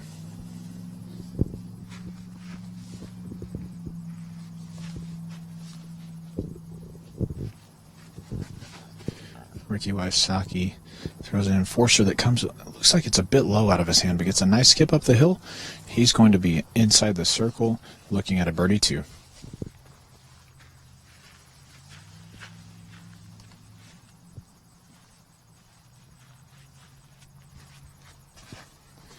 Michael Johansen's just had too much hyzer on this disc out of his hand.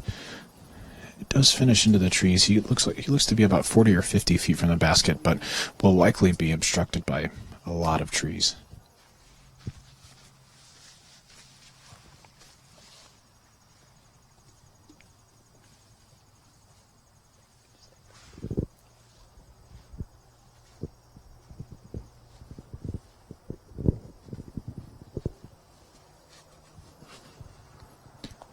Nate Sexton puts a good line on his Star Destroyer.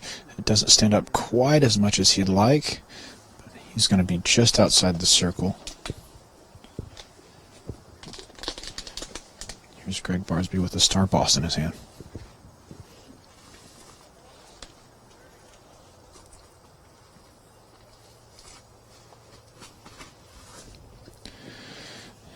And immediately out of his hand, Gregg is not pleased with that shot, as it travels left without even reaching the right side of the basket in any part of its flight. Gregg is going to have some work to do. He'll likely get up and down for a 3, but just a not a great tee shot for a guy who would expect himself to throw a nice hyzer here. I wanted to give you a brief score update. We've got Ricky Wysocki, who is holding down the lead in this tournament. He's at 19 under par. 2 shots back of him off the second card is Jeremy Coling, who's sitting at 17 under. He's 7 under on the day. Nicola Castro is having himself a good round. He is 8 under on the day. Tied for third with Paul Uliberry, who is also 8 under on the day. On the weekend and 3 shots back of Ricky Wysocki. Rounding out our top 10 competitors are going to be Michael Johansen, who's 13 under, Will Schuster, who's 13 under, Drew Gibson, and AJ Risley are all 13 under par on the weekend.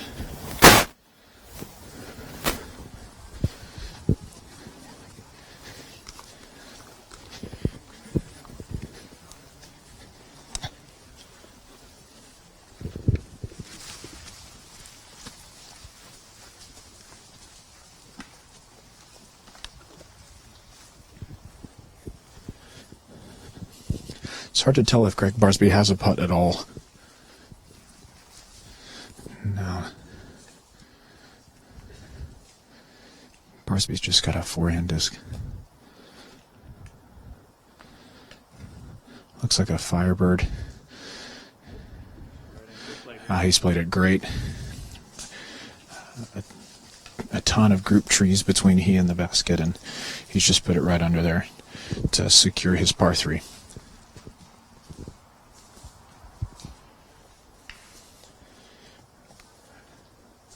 There's Michael Johansen from about 45 feet.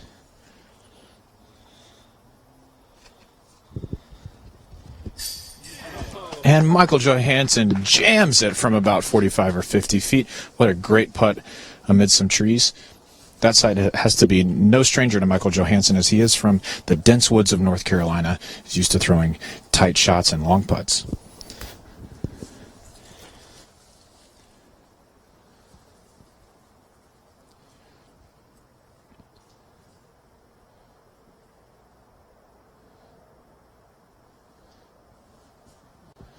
Nate Sexton's jumper from 45 is wide right.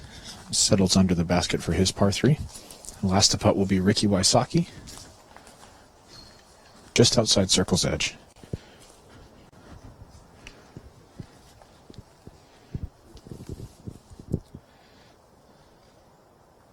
And if there was ever a doubt, Ricky puts it right in the heart of the basket for his birdie 2 here on hole 15, taking a stroke on the rest of his group.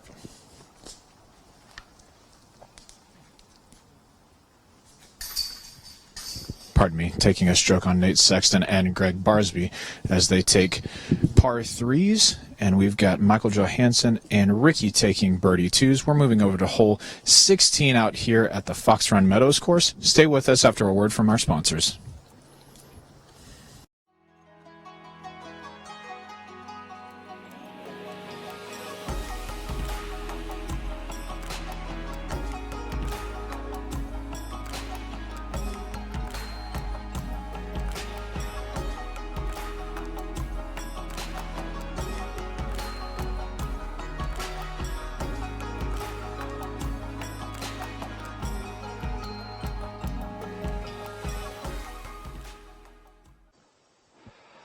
Welcome back to the Green Mountain Championships 2016. Jamie Thomas here with you on hole 16, an uphill, gently right turning par 4. We're just a little under halfway up the fairway from our vantage point. From the camera position, we are about just over 300 from the tee, or from the pin, excuse me. Cam Todd places a nice shot just at the foot of the flat. He's looking to be just inside of 300 feet. Great position.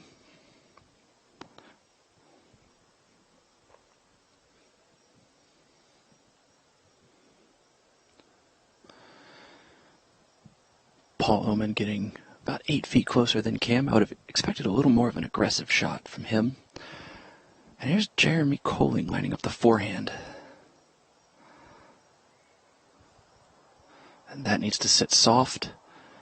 And it does. All these guys playing this hole a little bit safer. I would expect to see, especially Drew Gibson, line up a big shot here and try to get it further up onto the flat.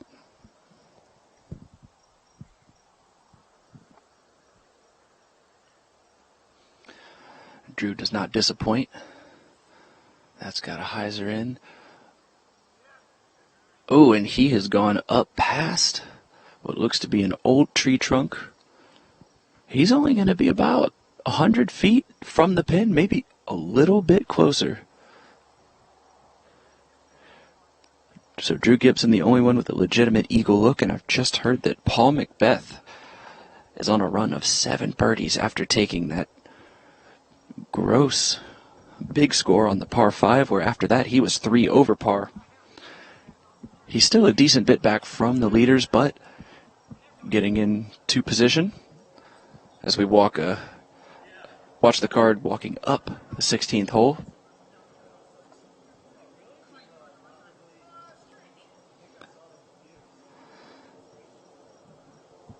Beautiful day out here. I know we keep saying it, but wish you guys were out here with us watching. But at least you can join us on the Disc Golf Pro Tour live stream. Very happy you're here. Looks like it should be Cam Todd first to throw from the fairway. Both the straight shot and the hyzer are available to him. And he's pulled out a bigger driver here, so I would expect the hyzer attack. About 290 to the pin.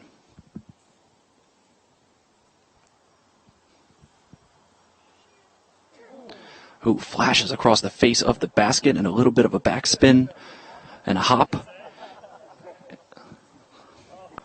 And he is underneath the basket.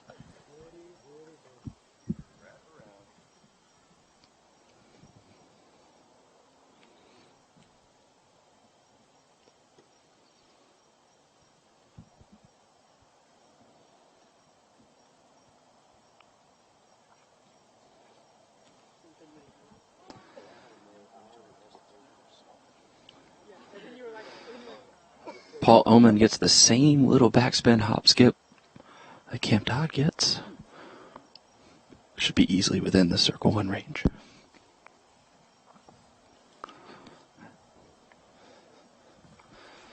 And Jerem's going to go forehand again. Just leaving it a little bit wide. It did look like he kicked right out of that branch, so I would expect him to have a good look for that birdie putt into a tailwind, maybe a slight right to left cross. And here's Drew Gibson. A little bit further than the 100 feet I said earlier. He's maybe about 120.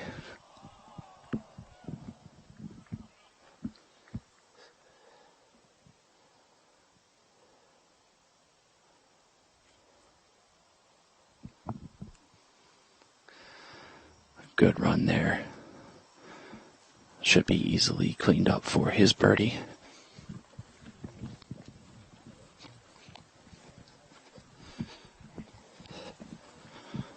All 4 players on this chase card taking advantage of this very gettable par 4.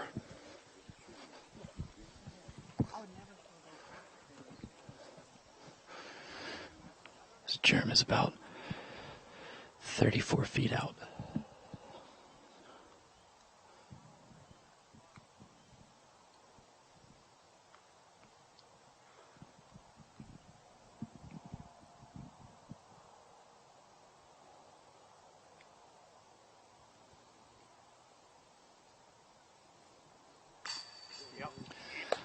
And an example there of where being tall enough to swing over the rough pays off, as he would have no problem with the tall grass and weeds growing up there, as a shorter player may have been obstructed in their swing path.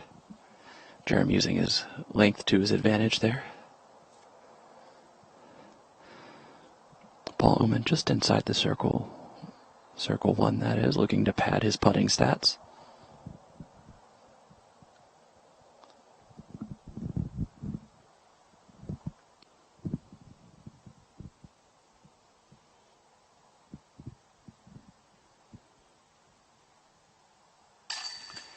And he is playing some solid golf, especially on the back 9 after starting out a little rough.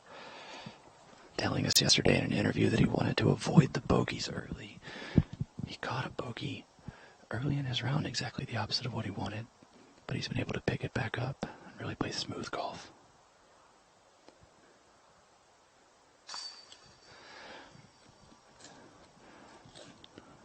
And there's Gibson for his 3, and this is going to look like a star frame for the chase card.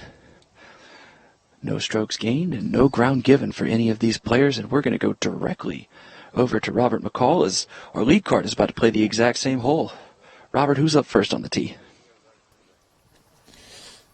Jamie up first at tee, we're going to have Ricky Wysocki after he birdied the uphill hole 15. We do have our competitors standing down on the tee box as the basket for 17 is about 100 feet to our right. So we're waiting on Paul Macbeth putting right now.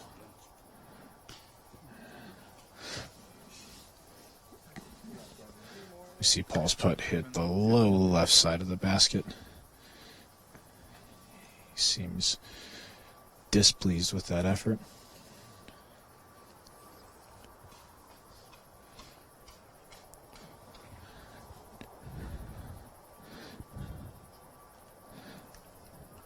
Devin Owens is just outside the circle.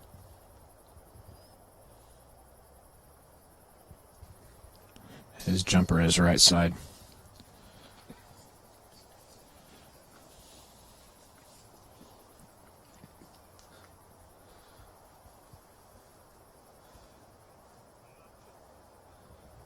Next to putt is going to be Don Smith. He's just inside the circle, about 30 feet here.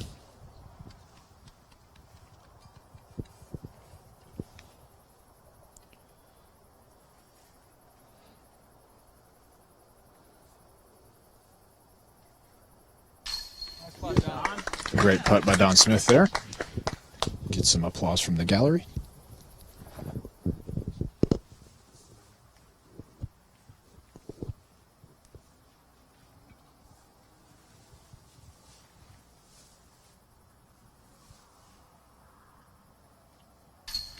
Will Schuster cleans up from about 12 feet.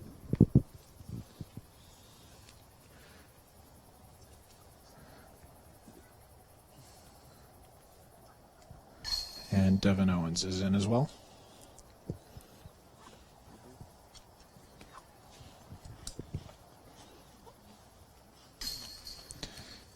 Paul Macbeth cleans up as well, so we are all clear on 17, meaning that our players on 16 are ready to tee.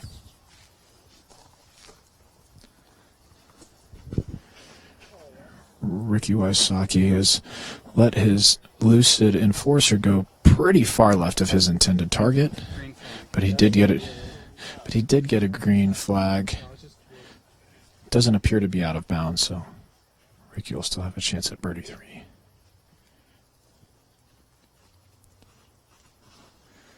Michael Johansen takes a lower liner out with his crank. Has found himself in a good position in the fairway.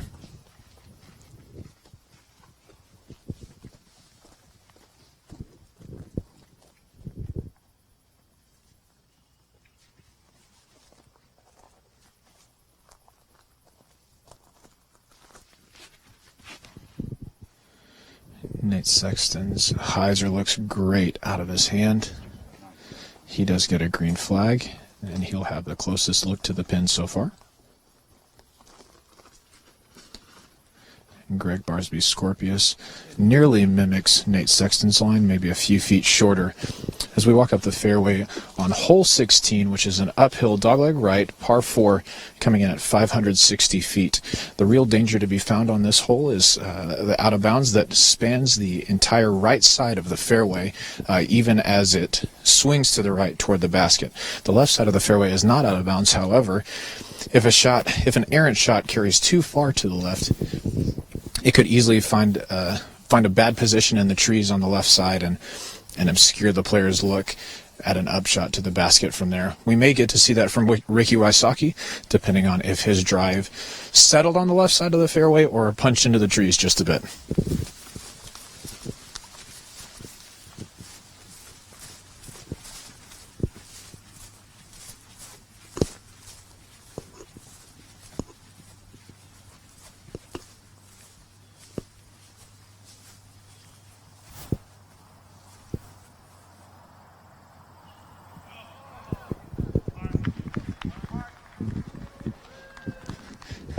We get a little applause from the gallery as Drew Gibson throws a monster spike hyzer on hole 17 and parks it.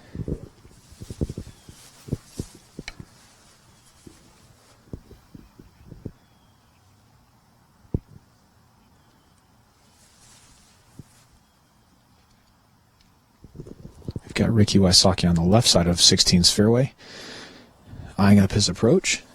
He's got a gold line triple X in his hand, and he also grabbed a Lucid Felon.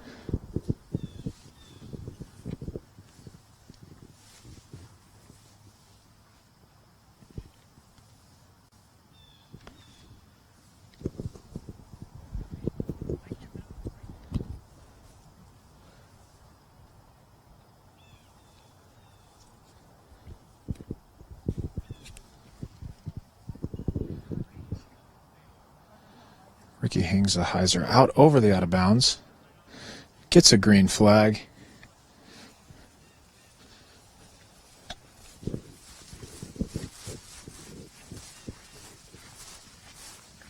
Michael Johansen has put his drive just short of the red tee, which measures in at 275 feet. So this will be an ESP banger shot for Michael Johansen.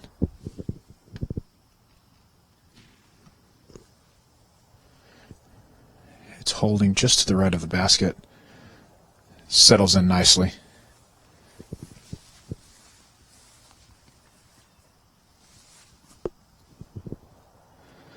Gregg Barsby opts for the forehand eagle.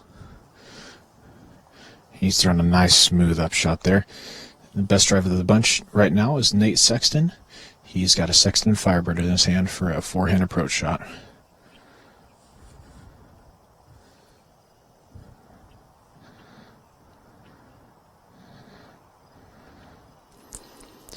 Nate's Firebird comes out a little hot. Looks like he's trying to ring it up. Skips just under the basket and settles within 15 feet.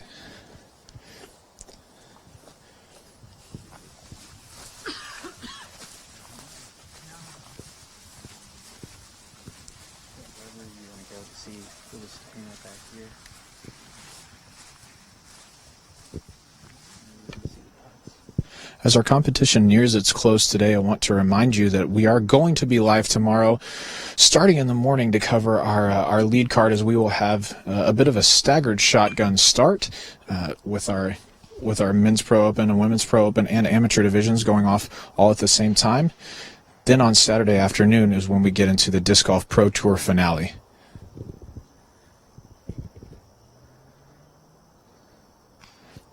Wow, if I was a betting man, I would have bet that Ricky would have made that, but his putt is half and half on the rim and comes up just short. He's going to be taking a par 4 with the rest of his competitors looking to secure birdie threes.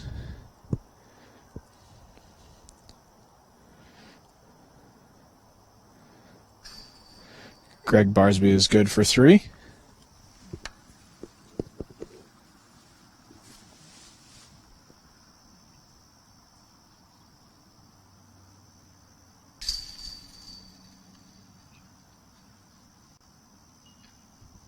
Nate Sexton is in for his 3. And Michael Johansen is in for a 3. Ricky Wysocki is none too pleased to be taking a 4 on this uphill par 4. Taking a short walk over to hole 17. So we'll have a brief word from our sponsors, and we'll bring you the action on hole 17 here at the Fox Run Meadows course at the Green Mountain Championship.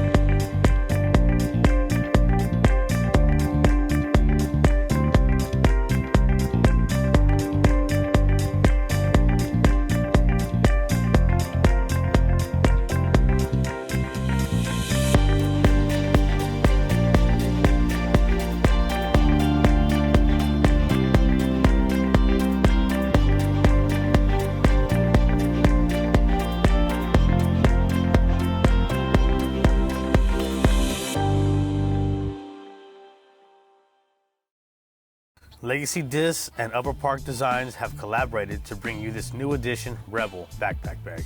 The Rebel has a 25 disc capacity with vertical and horizontal storage. The bag is lightweight and very functional, one of the best on the market. Pre-order yours now through discgolfblackmarket.com and you will receive a limited edition stamp of our long-awaited disc, The Enemy. I'm Steve Rico, and I approve this message. Legacy!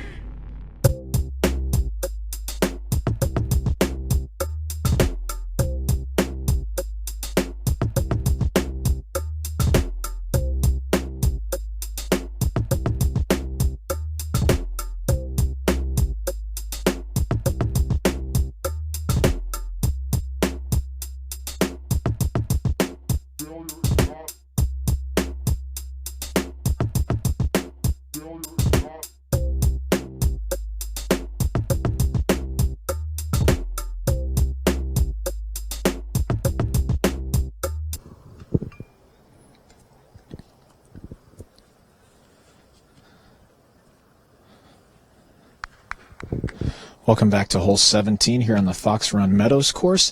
Hole 17 is a downhill dogleg left 400-foot par 3.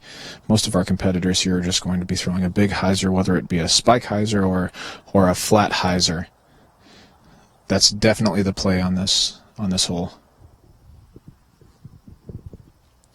Nate Sexton's gone with a tight hyzer line with his Griffin Stamp Star Destroyer, and it is tracking directly at the basket. Gets a great skip to about 12 feet. It's a fantastic hyzer by Nate Sexton. We just saw Michael Johansen come up a bit short of the basket, maybe 50 short, but still looking at it.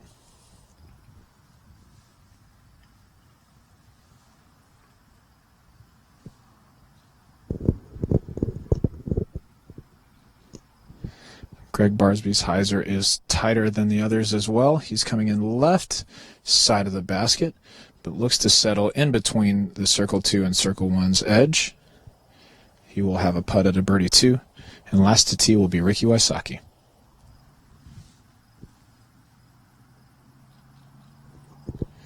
Ricky's hyzer is wider than the others, but seems to be swinging back to the basket better than the others. It lands about 5 feet from the basket and skips to about 8 feet from the basket. So a great group of tee shots from our lead card here as we are looking to conclude round 2 out here at the Fox Run Meadows course, the Green Mountain Championship presented by Discraft. Here's a brief disclaimer for you. I am not paid by Smugglers Notch or anybody like that to tell you this, but I'm just going to tell you this place is beautiful. As you can see, as we sweep around the landscape that's around us, it's just absolutely breathtaking how fantastic this setting is and how great this course is. And so I've said it before and I'll say it again. You need to make it out here. If at all possible, come on out to Smugglers Notch here in Vermont. If you're a golfer, if you are just an outdoors type person, there is a lot of things to do. My wife and I actually went and hiked up a waterfall earlier today, and it was just incredibly serene. We were the only people there, just being out and being out in nature. It was really incredible. So, Smugglers Notch, Vermont, put it on your bucket list. It needs to be.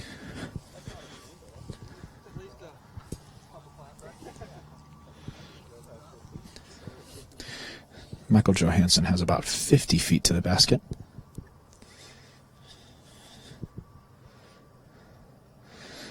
And he throws a little floaty putt as the green runs away from him downhill. But he settles near the basket. Should have an easy par 3.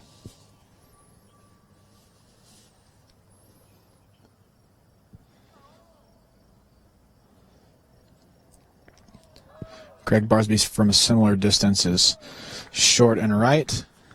He did have some applause from the gallery in the background that might have distracted him a bit, but his putt should be an easy par 3.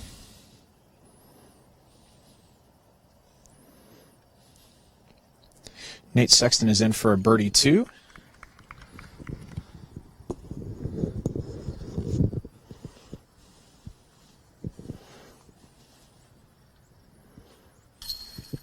And Ricky Wysocki is in for a birdie 2 after a couple of fantastic drives by Nate and by Ricky. Michael Joe is in for his 3, and Gregg Barsby is in for his 3. We're going to send it over to Jamie Thomas on 18's fairway out here at the Fox Run Meadows course. Jamie is covering now the 3rd card as they're about to drive down the fairway. Jamie, tell us what's going on. Well, right now, Robert, we are approaching the green, and we watched us throw some big drives. Paul McBeth threw a massive drive down here on this very dangerous rightward sloping par 4. And here's his approach to the green.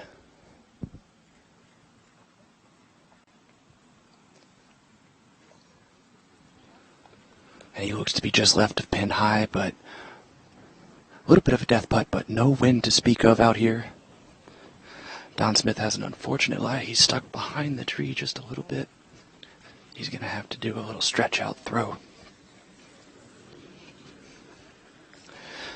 And while he's deciding his route, we should mention that Paul Ulibarri has taken the term moving day literally. He has thrown a 2-bogey, 10-down round, getting 6 on the front and 6 on the back. Guys, if you have the UDisc app, check out his stats. We didn't get to follow him much because their card was playing really, really fast. He was on the 4th card today. And they were playing so fast we couldn't really catch up to him, but putting on a clinic out there. So we see Don Smith, his forehand is just a little bit long there. He's going to have a tester putt for par. Moments ago, we saw Will Schustrick nearly spike hyzer it in for the eagle to cap off his round. That should be an easy birdie for him. Seen a lot of big players make big plays here on moving day today. Wouldn't be surprised to see the likes of Ulibarri, Coling, possibly Paul Oman make this lead card going into the finals.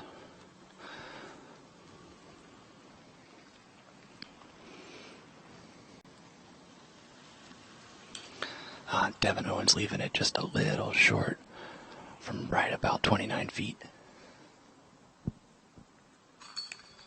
He taps in a little frustrated. You always like to end your round with a number under the par of the hole.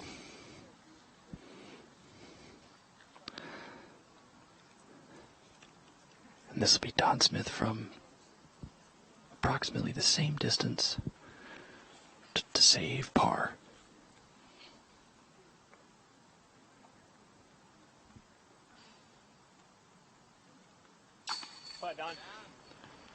Great putt. Will Schuster gives him a little congratulations there as he's able to avoid giving away strokes on the last hole. McBeth steps quickly up. Should be a birdie for Paul McBeth. I believe he was close to the OB. I don't believe that he was. Should be a 3. Also for Will Schustrick. Paul McBeth making a huge run on the back 9 of this course. And we're looking like we have the chase card already in action up there on the tee of 18. Let's go over and see how they fare as they come down the home stretch here at the Green Mountain Championships. It's moving day on the Disc Golf Pro Tour.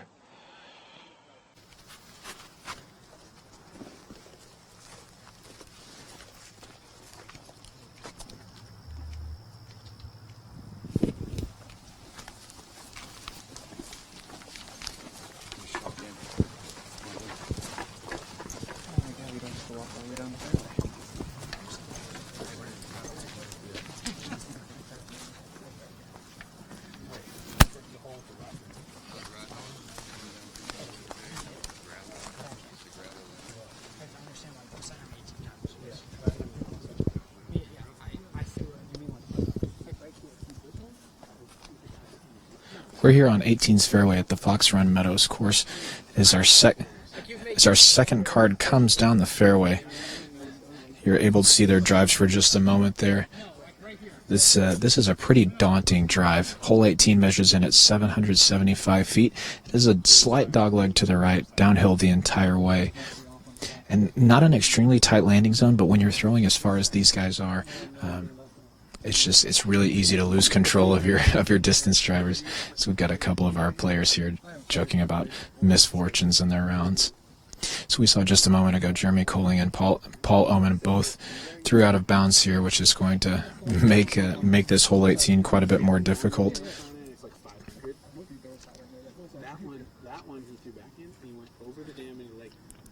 I like seeing holes like hole 18s like this, finishing holes on courses that are kind of maybe a quintessential summary of what the course is like. We've got OB down both sides of the fairway and a green that has out of bounds, narrows in around the basket, and so it is a fantastic finishing hole, one that could make a good round feel not as good. And then if you get a birdie 3 here, you're probably picking up a stroke on most of the open field.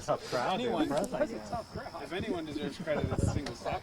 Okay, I mean the rest of the people. Yeah, he's not the one you want to single out. The other ones were just. I see your logic. We have had a great time out here at the Fox Run Meadows course, and as you can tell from the joking and discussions on our card, the mood has been pretty good the entire time, even amid some less than stellar play in places. It's good to see these guys stay in good spirits all the time like this.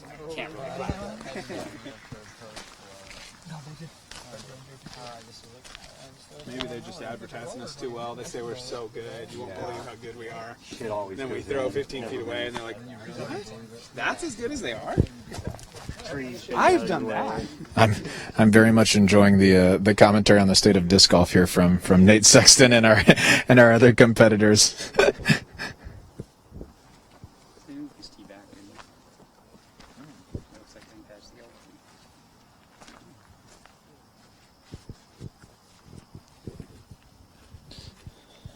Nate, I've got a quick question for you. Please. You've been all over the country. I have. I guess all over the world, too, playing disc golf. I have, yeah. How do these courses rank in your opinion? I mean, you don't have to give me a definitive, this is top 5 or top 10, but I would say it's like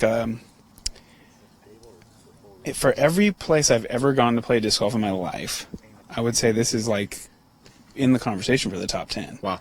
As far as like the scenery, the courses. Yeah. And I've been at it 15 years, so. Yeah. That's a big compliment. I don't know. Absolutely. I don't know. Yeah, I mean, it's way up there. This is a really fantastic place. It's better than I heard it was great, and it's better than I was thinking it would be. That's awesome. So is this your first time out here? Yeah. Okay, excellent. Yeah. Excellent. And is this a place you think you'll probably put on your list for next year? Absolutely. Yeah. I mean, this is a beautiful place and fun courses, nice people. This is one of those ones you want to bring people to. I want my wife to come see. That's all this, exactly right. See the scenery and make a week out of it. That's exactly this seems right. like a place I want to explore more. Yeah, I was just talking about that a minute ago. My wife and I went, and we were fortunate enough to travel together this time, which has been really cool. We went and got to hike up a waterfall today, and just lots of stuff like that out and around here. So you heard it from Nate Sexton in the conversation for his top 10 courses out here at Fox Run and Brewster Ridge. Venue, everything about it is like as far as a place to host a tournament. Right, and we also do have the Fall Fest going on tonight back over at Smugglers Notch. So just a lot of stuff happening on the course, but then lots of activities off as well. Yeah, I'm looking forward to seeing that. Excellent. Nate, thanks for your time. Of course. We'd like to see maybe a 2 here. Is that a... I'll go for a 3. Okay, 3 sounds good. Yeah. We'd like to thank Nate Sexton for always being willing to volunteer his time, provide us some good insight about the courses and about his travels.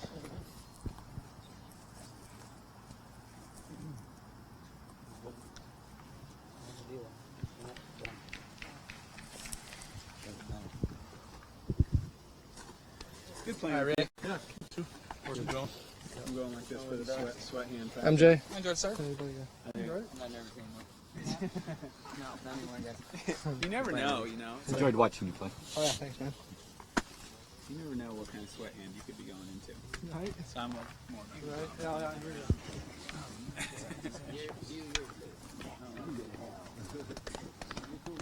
my box. Yes, sir. I believe so. All right, hole 18, we are ready for our lead card to tee off. We've got Nate Sexton on the box here, waiting for the go from the spotter. One of the spotters kind of looking. He's got a starter destroyer in his hand.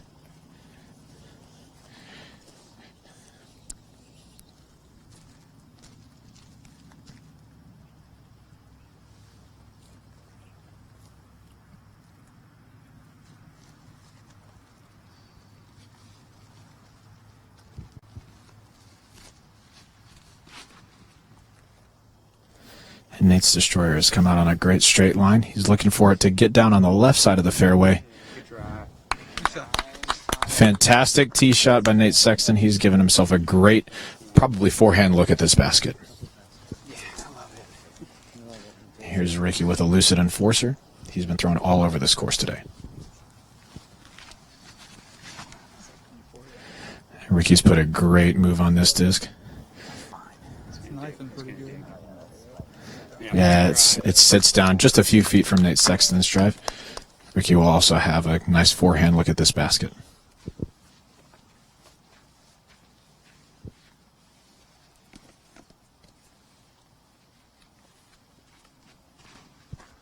Michael Johansen's taking a wide route with his TI nuke, but it is swinging back to the fairway nicely.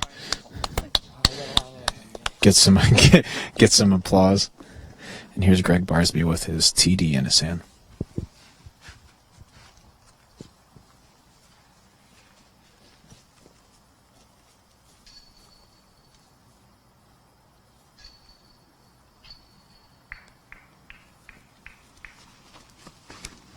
I was wondering if we might see this as Gregg threw a roller with his TD earlier.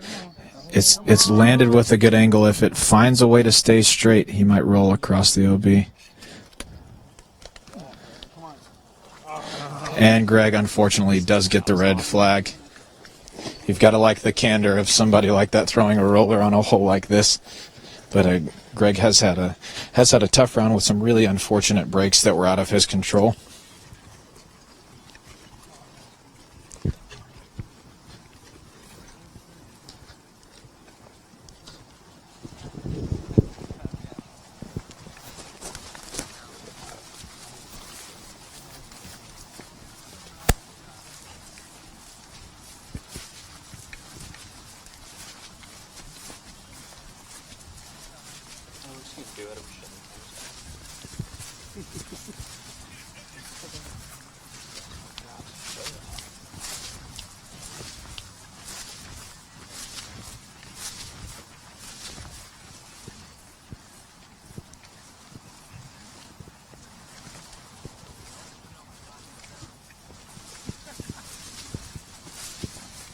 Never.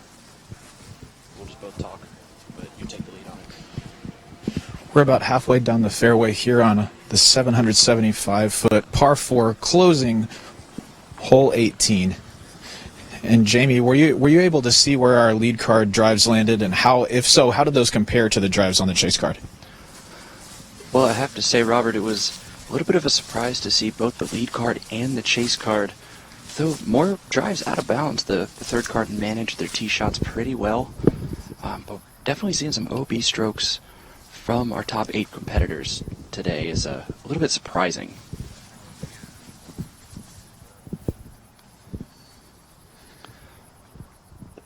And it's looking to me like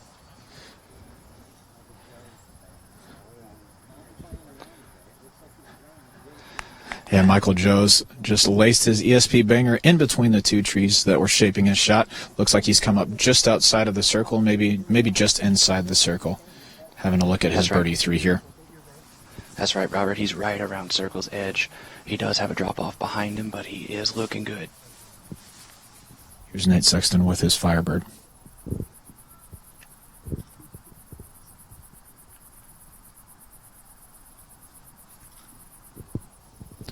Looks like it came out early right. Nate's asking for it to get down. Looks like it settled about where Michael Johansen's did.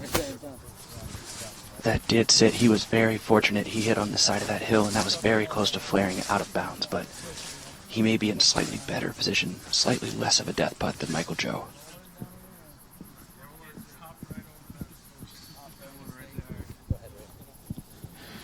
Ricky's got his felon in his hand. This will be a forehand upshot.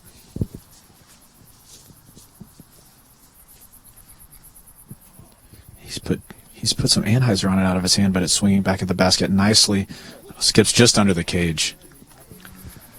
And he got saved from that skip and roll that Paul Oman had just taken. That sat nicely, and he's within 15 feet. That should be no problem for Ricky. Thanks looking for a reaction. Yeah. Come on, you know, it's great. They say it went out by...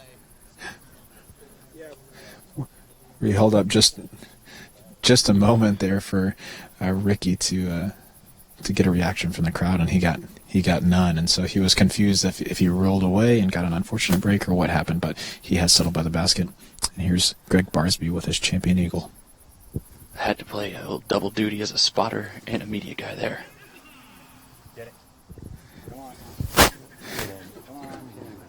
Barsby's hits near the same spot as Ricky's, and we do get the safe call. Jamie, where did that one end up? He's sitting right next to Ricky. Both of those guys are on the optimal side of the pin. They're putting back towards the flatter part of the green, and with the talent level of both of those guys, I would expect to can that putt easily. And as our competitors approach the green, Robert, we've seen a long round on a very challenging course. What's the biggest takeaway you've seen following the lead card for most of today? Wow. I don't know. I think this is one of those courses that, as we talked about earlier, is deceptively long. And coming into today, my assumption was that the player who kept it in bounds, right, who didn't make errant tee shots, made birdies when they had them, but played safe when they needed to, was going to be taking the lead. And it looks like that is exactly what's happening right now.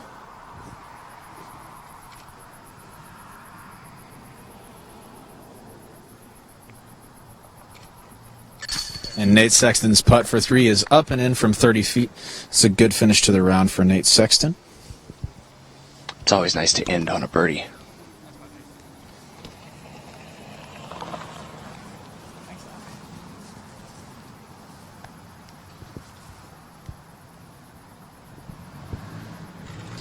Michael Johansen from 1 foot inside Nate Sexton is good for his birdie 3 as well, even with a speeding 4-runner in the back trying to distract him. And Ricky Wysocki going to mark for Barsby, and Ricky really started to run away with the second round towards the end of the round here. And Barsby's putt for his par 4 is good after his OB drive.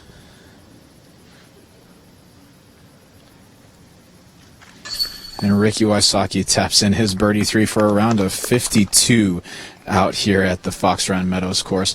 What a fantastic finish by Ricky.